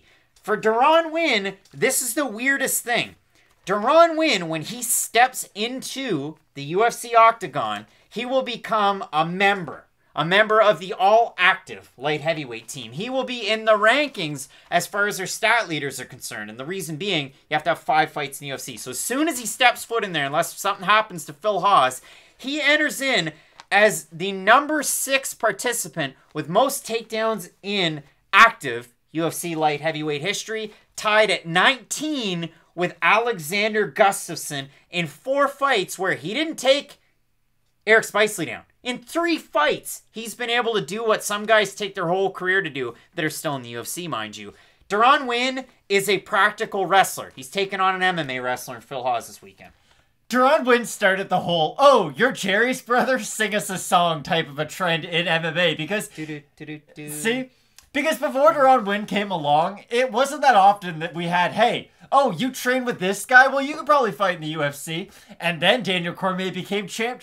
And then Deron Winn became one of the most hyped up middleweights in the whole UFC division. Really, the organization, because some would say the Martin Sano of 185. Exactly, because that is how Winn was marketed when he came into the UFC. It was, oh, you've spent your whole life wrestling with Daniel Cormier. You're a really good boxer, too. Like, he was almost AKA's version of Aaron Pico. When Aaron Pico was with Freddie Roach, and then when he went down to Jackson's, it was, wow, this guy has all the skills. He now just needs the MMA experience. And I'm going to harp on you a little bit, because you put a lot of stock into his win over one filthy Tom Lawler on a Oscar De La Hoya promoted card. And I got to be honest, that didn't prove anything to me. And Deron Winn coming into the UFC hasn't really looked like that same fighter that he showed against Tom Lawler. They had a fight of the night. That's fine against Eric Spicely, who's been in the UFC like Ric Flair's held the world title. It's happened. Eric Spicely. You might like him, Craig. It doesn't mean he's great. This is the problem with Deron Winn. He really only goes in there to wrestle a lot of the time. And I know people like to say that about some fighters. Oh, he's just a wrestler. But normally it is a massive exaggeration. With Deron Winn, it isn't. He goes into the cage to wrestle. And like you said, he didn't wrestle at all against Eric Spicely, but that is the anomaly in his career. The majority of the time, he fights more like Cody Stamann. It's, I'm going to get my head out of trouble. I'm just going to stand so far away that my opponent can't hit me, or going to be so close that I'm wrestling my opponent. Phil Hawes has shown the ability to defend takedowns and outstrike primary wrestlers in the past. Look at Kyle Daukaus. Kyle Daukaus, he's a pretty good grappler himself, and I would honestly say Kyle Daukaus has slightly more skills on the feet, just in terms of like range-finding weapons and whatnot. Yeah, so if you look at it for Phil Hawes, if you're a numbers guy, if you're a numbers gal, if you're a numbers person, you look at it for Phil Hawes, it says 100% takedown defense, but only Kyle Daukaus was the one that tried to take him down out of any of his UFC or UFC adjacent fights. That includes Contender Series, and Daukaus went 0 for 7. Look at Kyle Dawkins. Forget about the clash of heads, whatever. It's hard to. Look at Kyle Dawkins when he fought Kevin Holland, when Holland was John at Daniel Cormier. Dawkins was even having success there. He was cranking around. He was having fun. He was starting to implement his game. With Phil Hawes, he said, get that garbage out of here, like Jack Armstrong would say. And Phil Hawes was able to implement his game plan. The scores. 2 of them scored at 30-26. One had it 29-28. There was a 10-8 in the third round. What does Phil Hawes do well? He has insane power. He has really good high kicks for a guy that's so big at 185 pounds. And this is a guy in Phil Hawes that I heard pumped up so much. Again, Deron Winn got pumped up a lot. Rashad Evans pumped up Phil Hawes a lot. He was a guy that I knew, okay, if I ever see Phil Hawes fight, because I used to look at his record and I go, why isn't he like with the PFL? Because he used to fight for World Series. Why haven't I heard more about it? I know he's been on different shows and he's been here and there, but it just, when the moment was big, Phil Hawes never really got the win. Julian Marquez is the perfect example of that. And then he ends up on Contender Series and he beats Haji Basayev. Okay, that's pretty good. And then he flatlines Jacob Malkoun. And that win age is a little bit better. Like cheap wine, not like fine wine. Like cheap wine, because Malkoun looked good against Al Hassan, but that's neither here nor there. And then he fights Nasruddin Imavov. And I thought Imavov won that fight. But you can make an argument. The scores for that one, 28-28 and 29-28. It's a majority decision win for Phil Hawes. Again, Imavov outstruck him. Phil Hawes did a little bit of wrestling. And then Hawes is able to beat Dawkins and also take him down and try for a submission. I said early when I flipped it over to you, one guy's an MMA wrestler. One guy is a practical wrestler, a pure wrestler, if you will. So I look at the odds for this one. Phil Hawes opened as the favorite. Wasn't a surprise to me at a minus 220. He's a minus 288 right now. For win, he opened a plus 185. He's a plus 228. And Matt, the theme of today is the Tapology votes aren't close. Do you expect them to be close for this one? I do not. They are not. 798 total votes, 93% Hawes, 33% by decision, 61% by knockout. For the 7% that have win, 57% by decision. When the Tapology votes are that far out of whack, it means usually that it's going to be a squash match. Usually, sometimes stuff happens. Mazow's fighting Agapova next, we'll talk about it. But the matchmaking on this card's weird. The fights are weird on this card. And I think Phil Hawes wins this fight 9 times out of 10. I'll be pleasantly surprised if Deron Winn comes chugging back in and picks up another big win here like he did against Antonio Hoyo. Pleasantly surprised. But I don't see it happen. Remember when Betch Correia missed weight, and I said that if you don't even care about your retirement fight, why should I? And then she went on to fight like someone who didn't really have a training camp. You know what I mean? Like, sometimes when there's smoke, there is fire. The thing I don't like about Deron Winn is that when Daniel Cormier talks about him, he says that 170 is the weight class that Winn could have his most success at and the weight class that he belongs in. Deron Winn's missed weight at 185. I don't like it that your best friend and supposed head coach and training partner is out here saying, hey, he could fight at welterweight and do it easily, and then you have trouble making the 185-pound limit. I don't really know what to think about Deron Winn. I have no idea what his ceiling is in the UFC. I don't even know what his floor really is. I don't like that he is so one-dimensional, and for that reason, like you had mentioned, I value MMA wrestling a lot more than just practical wrestling outside of a cage, so I'll pick Phil Hawes in this one. Both of us going with Megatron, Phil Hawes to reel in the touchdown and get the win and retire as a Hall of Famer? Maybe? No. Phil Hawes is going to win this fight more than likely. If you know something that we don't, if you've got Deron Winn, I want to hear from you. If you got Phil Hawes, I want to hear from you too. And listen, we have some big fights coming up. The return of 2 prospects in the women's flyweight division. Agapova taking on Mazo, and up at the top, Dern taking on Rodriguez. You're not going to want to miss it. Keep it locked in with Fight Night Picks, as we always say. Let's get into it.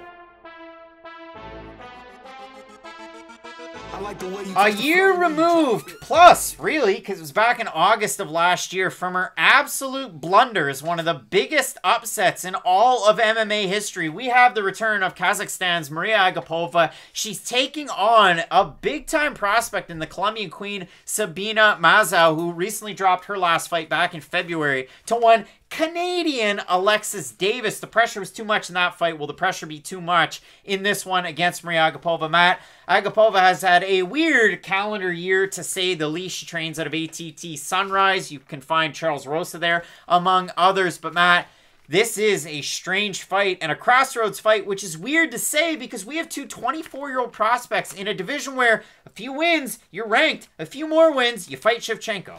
The tagline for this fight should be contenders or pretenders, because both these fighters are in very similar circumstances. With Mazo, there's been so much hype behind her in the UFC, and when she did have her big opportunity against Alexis Davis, look what happened. She got out-grinded against that classic veteran type of a grinder, really, in Alexis Davis. And Maria Agapova had the exact same thing happen to her in her last fight. The difference was that she didn't lose to Alexis Davis, one of the most famous and well-known women's pioneers out there.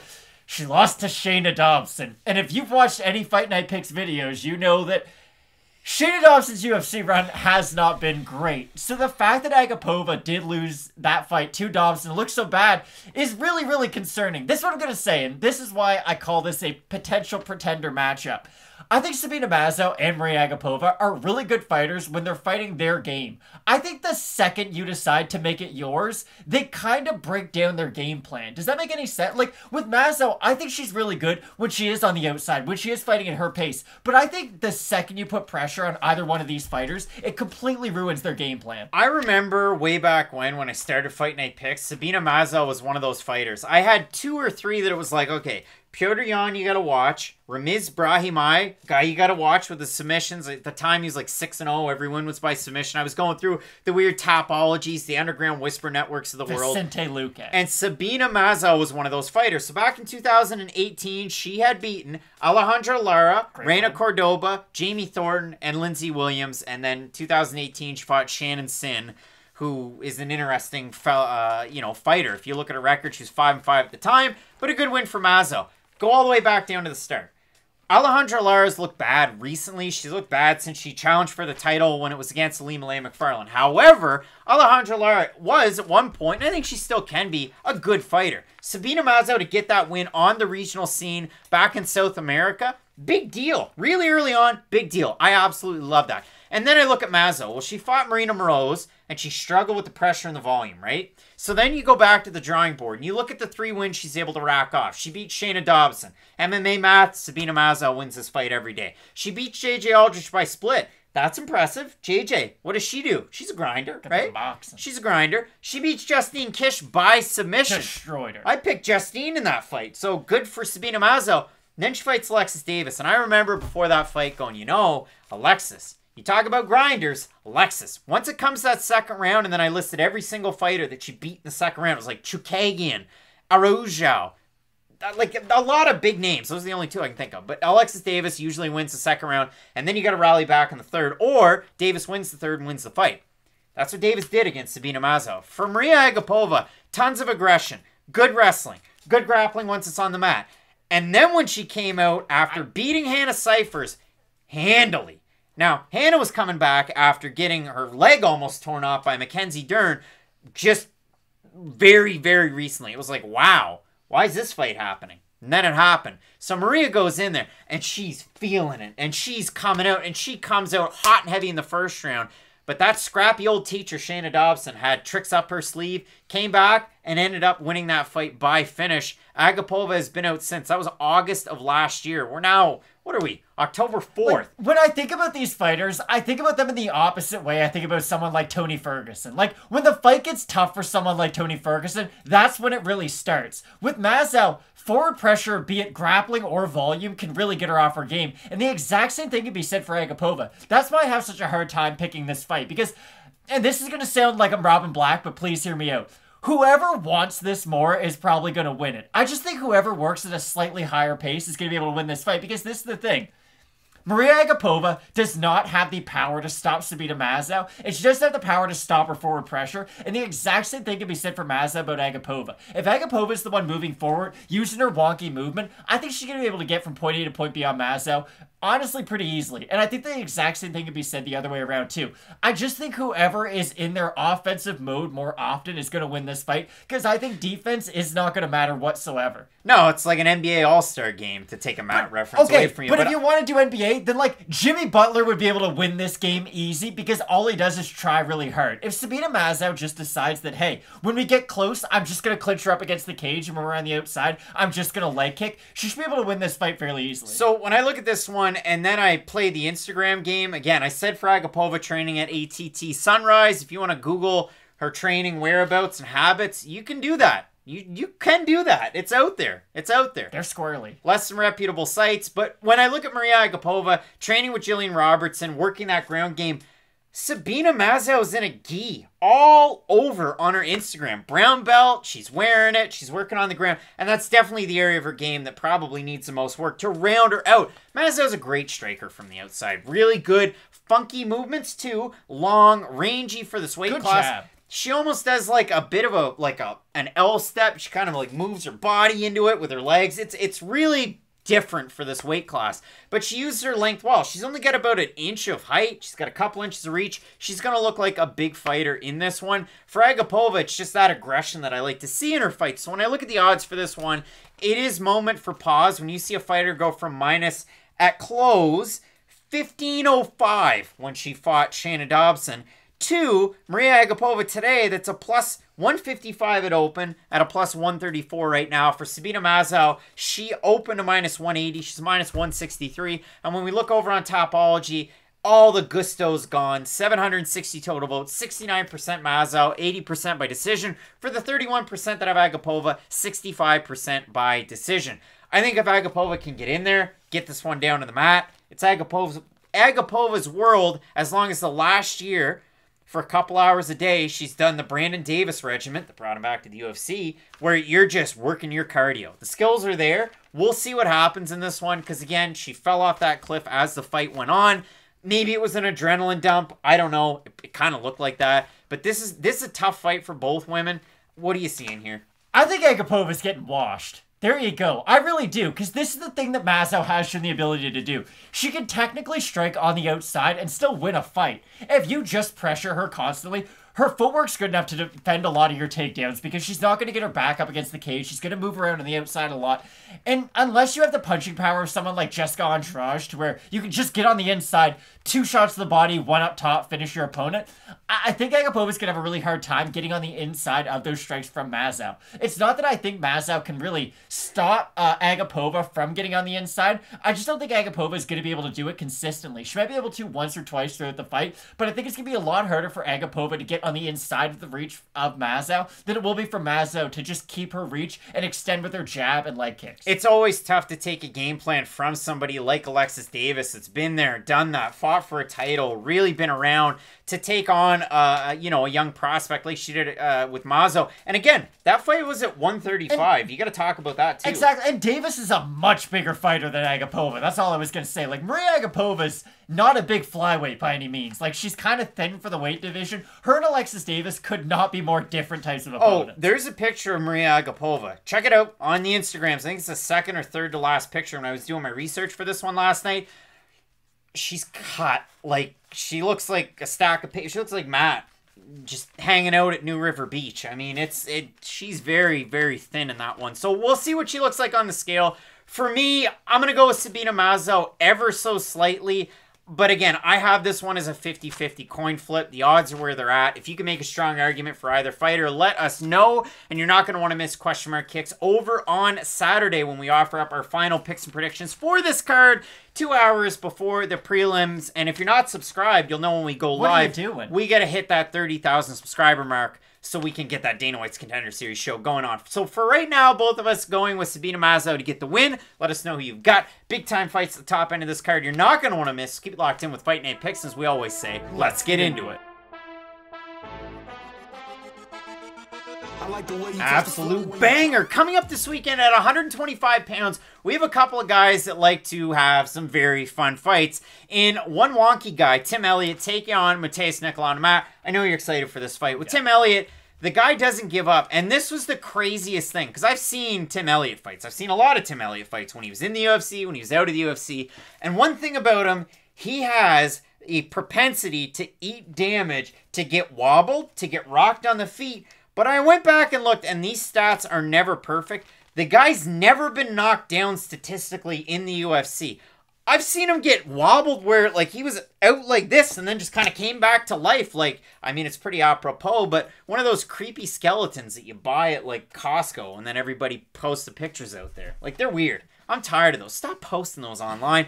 He's taking on Matheus Nicolau, a guy that has a wild amount of power for this weight class. Picked up a win in his return to the UFC when he took on Manel Kape. I thought Kape won, but that doesn't matter. Nicolau wins the fight. And then it's like, okay, you build momentum with a win like that. Now you get Tim Elliott. So for Matheus Nicolau, he's probably like, okay, I guess I'll sign the bout sheet. This isn't an easy fight, though, against Tim Elliott. Have you ever thought that the winner of a split decision deserved the win? Ever? It just feels like every time we talk about a close decision, Craig's like, and listen, the guy who lost got screwed over. This is what I'll say about this fight.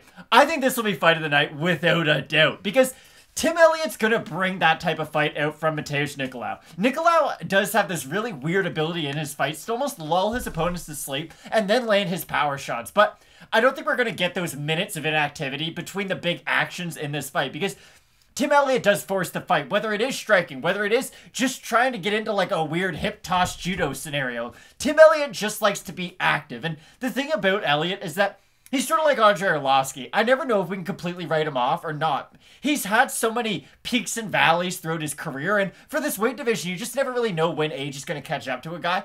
I know I've written Tim Elliott off about 5 times in this weight division, but every time that I do, he just comes back, and he always has a really impressive performance that completely changes my mind, because if you look at the recent run that Tim Elliott's had, and hey, it's only 2 wins to make up of the 3 losses that he had in a row before that, but he has shown at least a little bit of an evolution in his game. Well, Tim Elliott out-wrestled Jordan Espinosa, a classic wrestler at 125, and then he made it uncomfortable for everybody watching at home because you could hear what he was saying in the cage.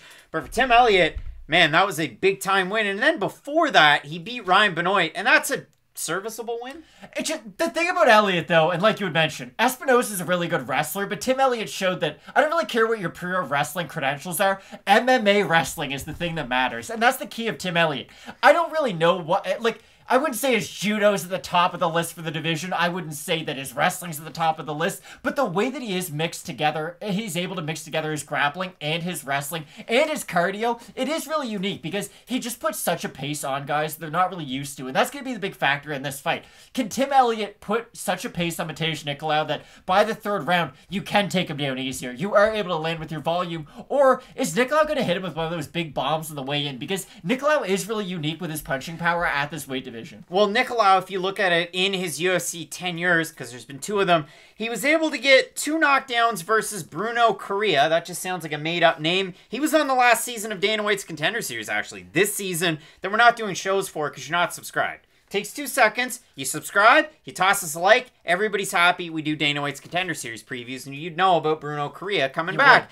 And Matheus Nicolau knocked down Louis Smolka 3 times in their fight. That's absolutely crazy. Against Manel Kape, very close fight. But Manel Kape, when Kape's on, not his knockout win his last time out against Ode Osborne. When Manel Kape is really having a good time and he's partying in the cage, that guy has pressure, that guy has wrestling, and sometimes wrestling shoes, but he has pressure, a lot of hand speed, and great boxing, something that I'm sure Nicolau trained for getting ready for a fight against Tim Elliott. A little bit of some comparables there. Matt, when we look at the odds for this one, Nicolau opened the favorite at about a -155. He's closing in right now on a -189. For Tim Elliott, open a +135. He's a +155. The total votes over on Topology, 763 of them, 69%. Nicolau, 76% by decision. For the 31% that have Elliott, 82% by decision. Is it going to be Letterkenny? You guys own this, but pitter patter, let's get at her, Tim Elliott? Or is it going to be Matheus Nicolau just waiting, throwing those counter shots, waiting, able to use his defensive hips and his good takedown defense in a fight like this? Or is he going to get finished like he did when he fought Dustin Ortiz? I don't think he's going to get finished, but I could see Tim Elliott getting out to a massive lead in this fight. If Tim Elliott wins, it will be one of those 30-27s, 30-26s, because if he has success early, he's going to have that success late, and that is the key. If Tim Elliott lands his first takedown attempt of the night, then it's over for Nicolau. If he's not able to keep Tim Elliott off of him, then Nicolau cannot keep up with the pace of Elliott, just because most guys at this weight division can't. Aside from like Brandon Moreno, not many guys in those weight division and Pantoja have the type of cardio that Tim Elliott's going to be able to bring into the cage. On the flip side, though, if Nicolau wins, it probably will be a highlight reel knockout. It will be one of those massive shots where he catches Elliott midway coming in, and it makes his shot look that much more powerful. Like, I could see Nicolau getting a finish win. I'm going to go with the underdog, though. I do like Tim Elliott and his overall activity in this fight. And like you had mentioned, that Kopp fight was really close. Now, I thought Nicolau did enough to get the win, but still, I thought Kopp laid enough of a game plan out that Tim Elliott can follow. Kopp was able to mix in his wrestling with his striking. What's Tim Elliott really good at doing? Mixing in his striking with his wrestling. So I think if Tim Elliott can keep a good pace, mix in his wrestling early, I think he can get the win as the underdog. To me, I like Nicolau with the power. Again, I think a nice step-in jab, that's going to set it up, and then he tosses that right hand out there. There's a good opportunity for Nicolau. It sounds a lot easier said than done, just like how I thought Johnny Walker might be able to get it done against Santos. This is a really interesting fight for the division, though, because I would say these guys are out of the elite of the division right now, but right now, flyweight is pretty good. There's a lot of really exciting contenders making their way up and down the ranks, sort of out with the old, in with the new, so this is a massive fight for the division. If Nicolau is able to get the win, then he is ready for some of those top flyweight contenders out there. I know I'd love like an Alex Perez versus Nicolau fight. That would be phenomenal. Like, there's a lot of fun fights that can be made in this division moving forward. A lot of fun ones to be made. Matt going with a former UFC flyweight title challenger, Tim Elliott. I have Brazil's Matheus Nicolau in this one. Let us know down below who you have. Rate and review the podcast. Don't say that one often enough. On Spotify, on Apple Podcasts, Google, wherever you get them. You can check them out there. And keep it locked in because we have some big-time fights in the co-main and main event that you're not going to want to miss. Keep it locked in, as we always say. Let's get into it. Ah, ow, oh my god. It's a bloodbath in here. There's got to be a better way to get my dagger clean and shiny safely than this. This is what I used to have to deal with when I cut myself shaving before I knew about Manscaped. Thank you, Manscaped, for keeping my dagger slick and ready for wherever the night takes me, hopefully with my wife. Manscaped is trusted by over 2 million men worldwide. Join the movement by going to manscaped.com for 20% off and free shipping with the code FNP. Now, Matt, we've been there before, and I've talked about it time and again. I bought the discount brand shaver, and I've been out before. You know, you travel, you forget your nice toiletry bag at home, and you gotta go and buy something that's less than. And we've all been there before. And then when you're going to get down in deep and maybe playing around in the groin region, you nick yourself. And listen, I'll be completely 100% honest. I maybe nicked my nuts once, twice in my life. Like, it hasn't happened very often. But I've occasionally slipped, caught myself right in the groin, and that sucker doesn't stop. That sucker don't stop, and it's bad. It really is, and this is the last thing you want, because it is spooky season. Halloween is right around the corner. We've all seen the original Psycho. You're in the shower, like you are when you're hopefully using your Manscaped 4.0. You're having a good time, you're trying to shave below the belt, and then next thing you know, you look down. Is that blood I see in the water? Now, luckily, that's not something you have to worry about with the Manscaped Lawnmower 4.0. Because the ceramic blade, you don't really have to worry about nicking yourself, and that just is nice, because this is the thing. If you nick yourself, it's not just a problem for that day. You have to deal with that cut the next day, and the next day. It takes a little while to heal and go away, so if you can just avoid the situation altogether, you're just going to have a better week because of it. Well, it's time to end the days of shaving your balls, ending up looking like that horror movie. The folks at Manscaped have the perfect package for your package to get this done. It's a perfect package 4.0. Inside, you're going to find the things that we talk about week over week, like the Weed Whacker. Now, I've talked about it, the 360-degree motor that's in here. You can take it apart very easily if you ever have to clean it, which, listen, if you've got nose hair problems like I do, you probably have to clean it fairly often. I'll use it. You can really hear that working there this week because, yeah, it's been a little bit since I have used it, but all sorts of great stuff. If you do pick up that performance package, they're also going to throw in 2 free gifts with it. The Manscaped Boxers, the Shed Travel Bag, and if you're heading on over to their website, maybe you want to pick up a shirt too to go along with it. I like the shirt, but included in the performance package, we've talked about it time and again, but the Lawnmower 4.0, same idea. Really easy to clean out and grease that little motor that's in there. You know you got to do that if you want to keep your stuff high and tight, but also keep your stuff working. If you got the travel lock on like I do right now, as you're moving around, it won't turn on, but 1, 2, 3, triple tap, that light's going to go all the way down, and then we're good to go. Rock and roll. 4000K LED light on there. You talked about the ceramic edge as well in terms of what we have for that blade. And if you want to check them out, you can get 20% off and free shipping. With the code FNP at manscaped.com, spend spooky season using the best tools for the job at Manscaped. Get 20% off and free shipping with code FNP at manscaped.com. That, again, is 20% off and free shipping at manscaped.com. Use the code FNP. Slap your worst pubes and keep your dagger clean with Manscaped. Listen, it's been a great partnership. They've been along for, 8 months now? So it really has been great. You support our sponsors. You support us as well. Check them out. You know where it is. Manscaped.com. Promo code FNP. You get 20% off and free shipping. Supporting the boys. Matt, we have 2 big fights in our co-main and main event. Rude Boy Randy Brown taking on Jared Gooden. And in the main event, listen, strawweight title, maybe #1 contender fight. Mackenzie Dern taking on Marina Rodriguez. You're not going to want to miss it. So keep locked in with Fight Night Picks, as we always say. Let's get into it. Absolute banger at 170 pounds. In our co-main event this weekend, we have Rude Boy Randy Brown taking on the Night Train Jared Gooden. And does he like the song by Jason Aldean? I don't know. Does Randy Brown like the song by Rihanna? I do, but I don't know if he does, Matt. Randy Brown is such an interesting character in the overall layout of this division because you look at it and he's faced weird levels of competition. You look at the 5-on-in, the loss to Nico Price. You look at the loss to Vicente Luque. And then you look at wins over Brian Barberena, Warley Alves, Alex Oliveira. By finish. And then you look at fights against like Mickey Gall and you go, this guy's been in a weird place since he came into the UFC. Jared Gooden, same can be said. Alan Jouban, you lose in the retirement fight. Great fight. Then you fight Abubakar Nurmagomedov, and Gooden's so nervous of getting taken down that he leaves his hands down and gets boxed up by the grappler. And then his last time out, he fights Dustin Stoltzfus, who I would say is well-rounded.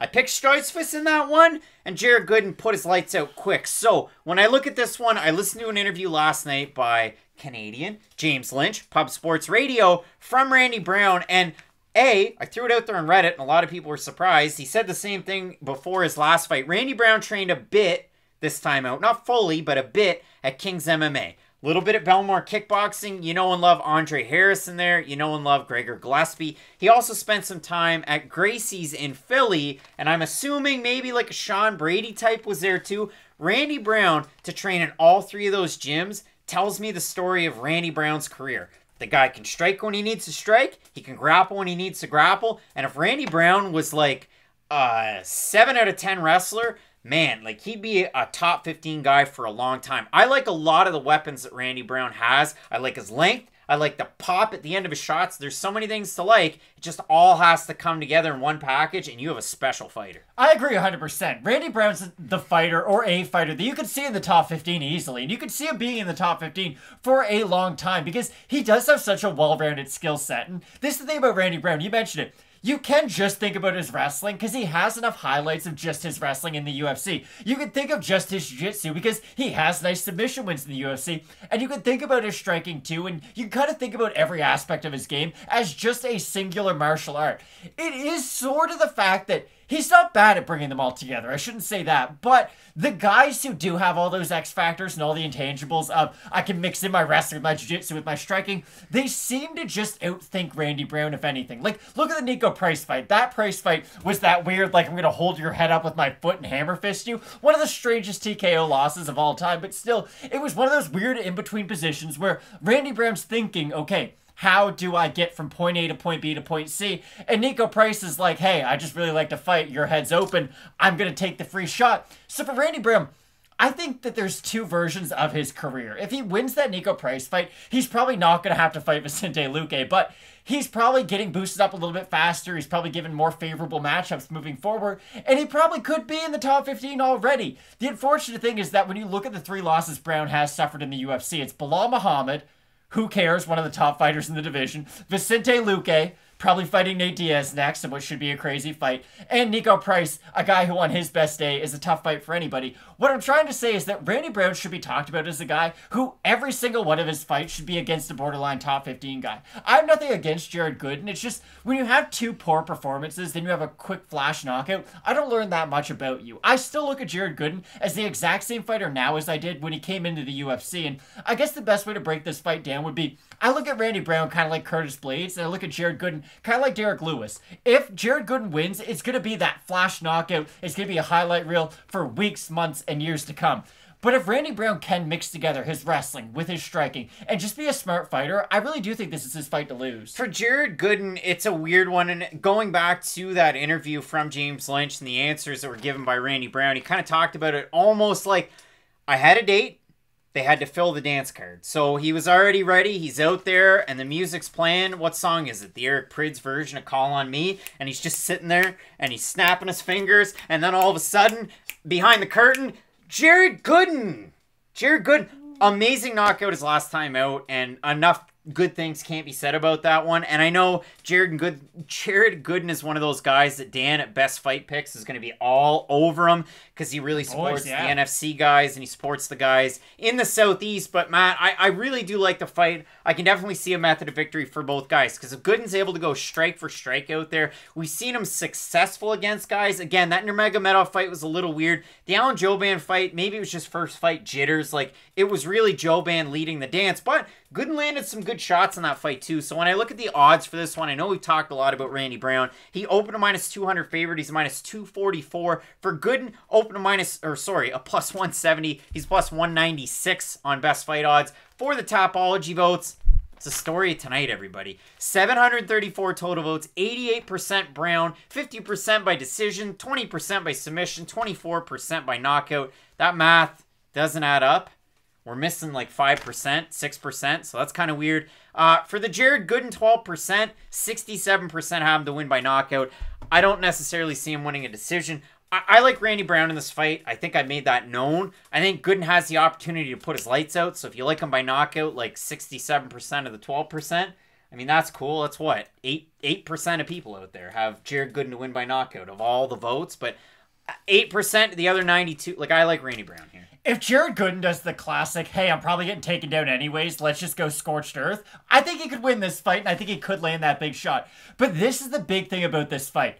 Jared Gooden has to go after Randy Brown quick. It's kind of like Garrett Cole, for instance, throwing like 10 fastballs right away. Like, establish yourself early and then let that be the rhythm for the rest of the fight. If you meet Randy Brown's takedown attempts with power initially, it's going to make him be a little bit more hesitant each and every one of those takedown attempts. And every single question mark you can put in Randy Brown's head is going to leave a slightly bigger window open to land that big power shot. So I think if Gooden can land early, he can have success, but I still like Randy Brown his overall game. I mean, if sunscreen and rosin doesn't work for you, you can take a white bar of soap if you're wearing white pants and rub it on the side, lick your fingers, there you go, great grip. My catcher put pine tar in his hair once. There's a real fact. I used to take dollar store hair gel when I had hair Matt's length and I put it in my hair and then I grab it when I was playing in the infield. You ain't cheating, you ain't trying, guys. We can play these games all day, Matt. I have Randy Brown in this one, as you do as well, representing Queens and Jamaica to get the win in this fight. I can't wait for it though, because listen, this is one of the best fights on this card, and I get amped up for stuff like this. Let us know down below in the comment section who you have. Make sure you're subscribed already, you toss the like already, and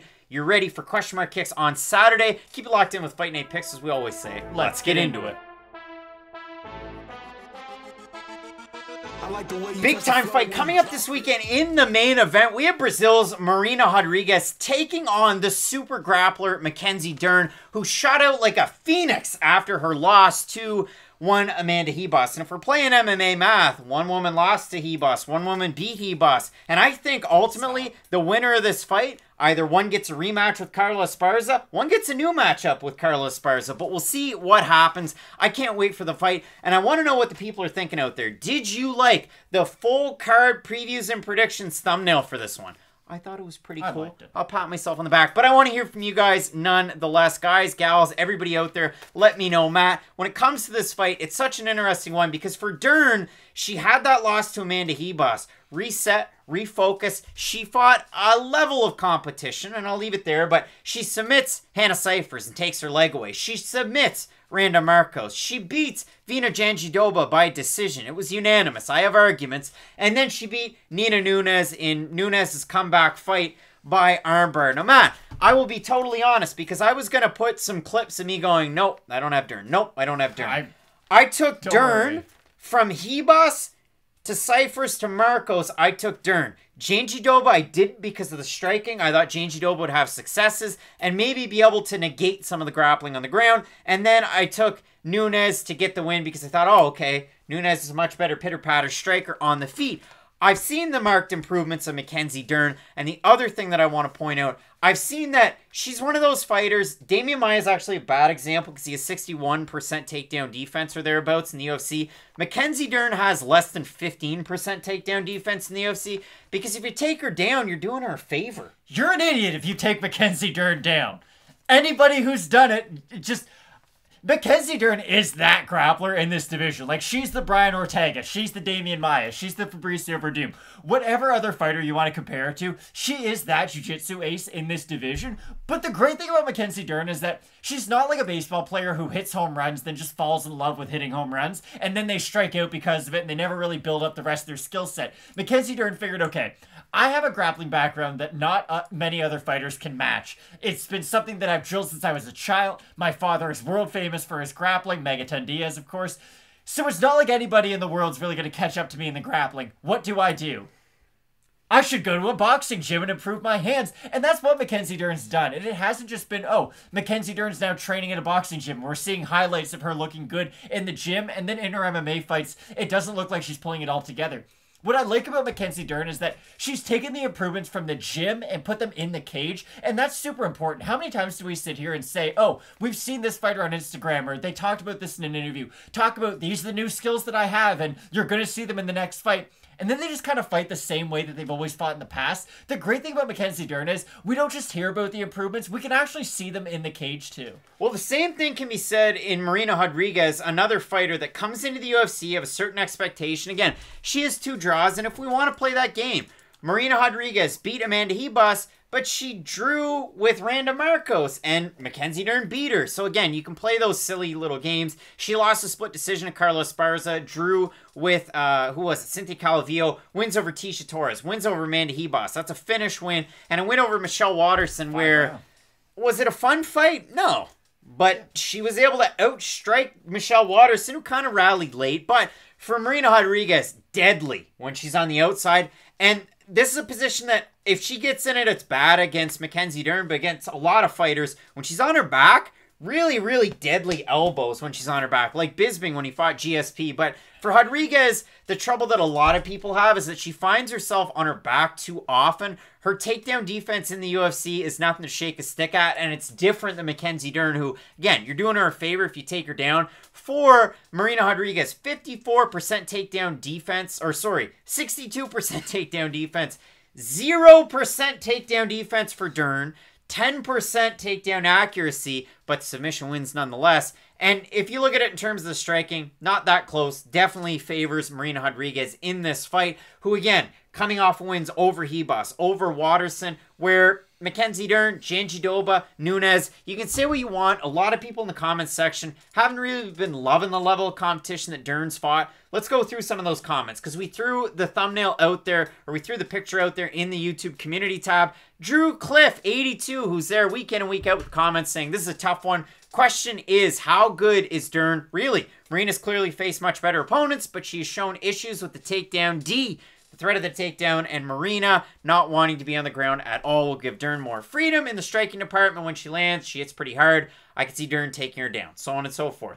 T. Holmes saying, I like this fight a lot. So do I, T. Holmes. You have the Isaiah-nator saying, Marina can't stop a takedown to save her life. Mackenzie by submission. Just my 2 cents. Dern's by sub. Clearly Dern wins this. Marina by TKO, easy money. Marina by decision. And then Daryl, who says, worst card ever. And there's a lot of comments trying to pick Daryl up. You got to pick each other up in the comments section. When one goes down, we pick them up. We have a good time. This is what I'm going to say about this fight.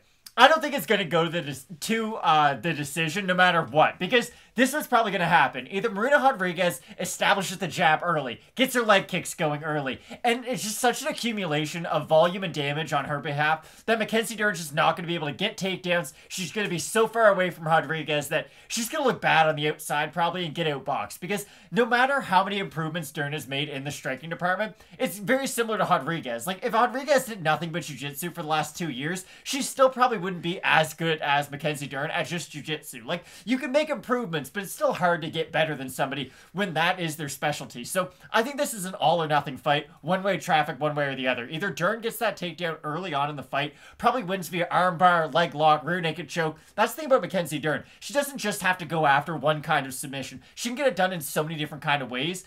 and you almost did my work for me. You brought it up. The thing that I hate about Marina Rodriguez is the fact that she strikes off her back. I understand in some matchups it's a good thing. It creates separation. It's going to get your opponent to maybe stand back up and get off of you. But against Mackenzie Dern, you do not want to be a fighter who's known for getting held down. If Mackenzie Dern is in your full guard, even if you lock up your guard and you're trying to land elbows and you're doing everything you can to just stall the position, Mackenzie Dern will find a way to get out of it. She will pass your guard, get into half control, get into half guard, get into full mount, and probably submit you. I can't believe I'm saying this, Craig. I think Marina Rodriguez is going to win this fight via TKO. Now, she's probably going to get submitted in the first 3 seconds of the fight, but I think if she can establish the jab early, if she can start accumulating damage from the outside early, like she was able to do against Michelle Waterson, I really do think that the striking and the wrestling of Mackenzie Dern hasn't come to the level to take someone like Rodriguez down. So against almost my better judgment, I do think that the accumulation of strikes from Rodriguez is going to give Dern a lot of trouble. Because this will be the last thing I say. I think Dern's biggest win and her worst loss are probably because of the exact same thing. People forget that Mackenzie Dern came back like a week after having her kid to fight Amanda Ribas. I understand it wasn't a week, but it was a very rapid turnaround after taking a lot of time off, after having her body change a lot. The exact same thing kind of has to be said for Nunes when Nunes is getting ready for her fight against Dern. Nunes has a lot of time off, has a child, and then comes back honestly pretty quick after having that kid and fights Mackenzie Dern. I think Dern herself was a compromised version when she fought Amanda Ribas, and I think Nunes was somewhat compromised when she fought Dern, so I do somewhat agree with the level of competition argument with Mackenzie Dern, and that's why I have to pick Rodriguez. When I look at the odds for this one, Dern open minus 185 favorite, best fight odds average minus 162 right now, Monday night. Marina Rodriguez open a plus 160, she's plus 134. The Tapology votes, they are not close. They haven't been close all card long. 834 total votes, 70% Dern, 80% by submission for the 30% that have Rodriguez, 47% by submission, 44% by knockout.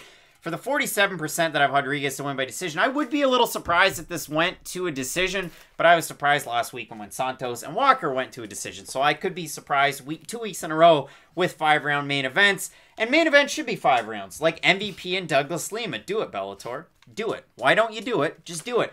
But when I look at this one, Mackenzie Dern, I've had this wrong sense about her. You know, I look at the Jandiroba fight and I went, well, Jandiroba, she can strike a little bit. She's a really good grappler in her own right. She's long, she's rangy, she's wonky. Kind of like Rodriguez, but not like Rodriguez. Because Jandiroba's way better on the ground and has better takedown defense. And I still thought that she won the fight against Dern, but I'll stop making that argument. And then when Dern fought Nunes, I went, well, that's a good striker. Nunes is going to win. Marina Rodriguez is a much better striker. She's long, she's rangy. And she didn't just have a kid. She's got pop at the end of her shots. Look at the Ribas win. But Mackenzie Dern, this is where I was wrong, but then it changed my mind. Just like Casey O'Neill last weekend. Just like Casey O'Neill where I went, she's good on the ground. She's not that good. I know how good Dern is on the ground, but I was so wrong about Casey O'Neill that I went back, I racked my brain, and went back and watched the fights. Same thing with Dern. I think if this touches the mat for 2 seconds, it's over. You're probably right. And I like Mackenzie Dern for that fact. I think she now has those, abilities where they're going to market it. Do I think Marina Rodriguez goes out there, watches our video, watches MMA Lock of the Night, watches Dan at Best Fight Picks, watches Cody Saptic, watches Paul Shaughnessy on the same show, Probably not. watches what Ian Parker says, watches what Clint, Diehard MMA Pod, watches everybody and goes, man, I don't like what they say about this fight. No! Do I think she watches any of the UFC promo? No! I don't. None of it matters to Marina Rodriguez except for what happens in the octagon. I think Dern goes out there and plays the striking game just quick, goes overhand, and then we're going down, we're playing with the legs, and we're going for a takedown. I like Dern in this fight for that reason. She can play those games, and I think that trickiness is going to get her the win. I can't really disagree with it. Again, it's going to be all or nothing one way or the other. My issue with Dern is her striking has improved. She doesn't have any strikes that set the table for her big power shots, though. It's really a lot of those looping, powerful shots, which they are good. She has improved her hooks a lot, but she doesn't work behind a jab. She doesn't have a lot of volume accumulating strikes in the feet, and that's why I like Rodriguez. If Rodriguez is able to use her leg kick, use her jab, and just get off to a big lead, Mackenzie Dern only has a 10% success rate with her own offensive takedowns. If you look at a lot of her submission wins, it's Randa Marcos took her down. Hannah Cyphers jumps into her guard for reasons that we might never know. It's a lot of her opponent making the mistake and not Mackenzie Dern going out there and forcing the win. So I'm going to pick Rodriguez, but I'm really excited for this main event. Like, I truly am. The winner is going to fight Carla Esparza. Knock on wood. Let's see what happens. But Matt, I do like this fight and the rest of our 11 fight set. If anything changes, make sure you keep locked in with Fight Night Picks. I say that all the time. I end the videos. Keep it locked in. Let's get into it. So on and so forth. Subscribe. Because we're going to add a show. Tell a friend. We continue saying it, but it's got to happen. So if you subscribe, if you tell a friend to subscribe, if you toss us a like, it helps out the channel, but it brings more people on. And we want to bring that Dana White's Contender Series content your way. And the time is dwindling down. Mike Malot's got a fight coming up. He's Canadian. He trains with some of the best in the world at, what is it, Team Alpha Male? We missed Aaron Jeffrey's fight. Aaron Jeffrey, Canadian. Anthony Romero, Canadian. A lot of Canadians out there. But I know a lot of people want to see this content, and it means a lot to them. It means a lot to me, but we got to reach that 30,000 threshold. Let's make it happen this week. Tune in to Question Mark Kicks 2 hours before the prelims. A final look at the weigh-ins, final picks and predictions that actually go out there in the community tab and on the socials. So it's like an R.L. Stein, create your own destiny type of book. And I want that show to happen, and I know you do too. Yeah, no, I'm really excited. Maybe if we hit 30,000 afterwards, we'll figure out something else to add to the rotation. But hey, the more of you guys... That's not going to happen. It's going to happen. The more of you guys that support us, the more content we can make for you guys. And really, at the end of the day, we just like hanging out with other MMA fighters. So the more... Or with other MMA fans, goodness. So the more MMA fans we can get together in one spot, just the more fun it makes this whole community. New office coming in the next couple of weeks. I know people are excited about that too. You can find us, as always, at Craig Allen FNP, at Matt Allen FNP, and at Fight Night Picks. Keep it locked in with Fight Night Picks, as we always say. Let's get into it.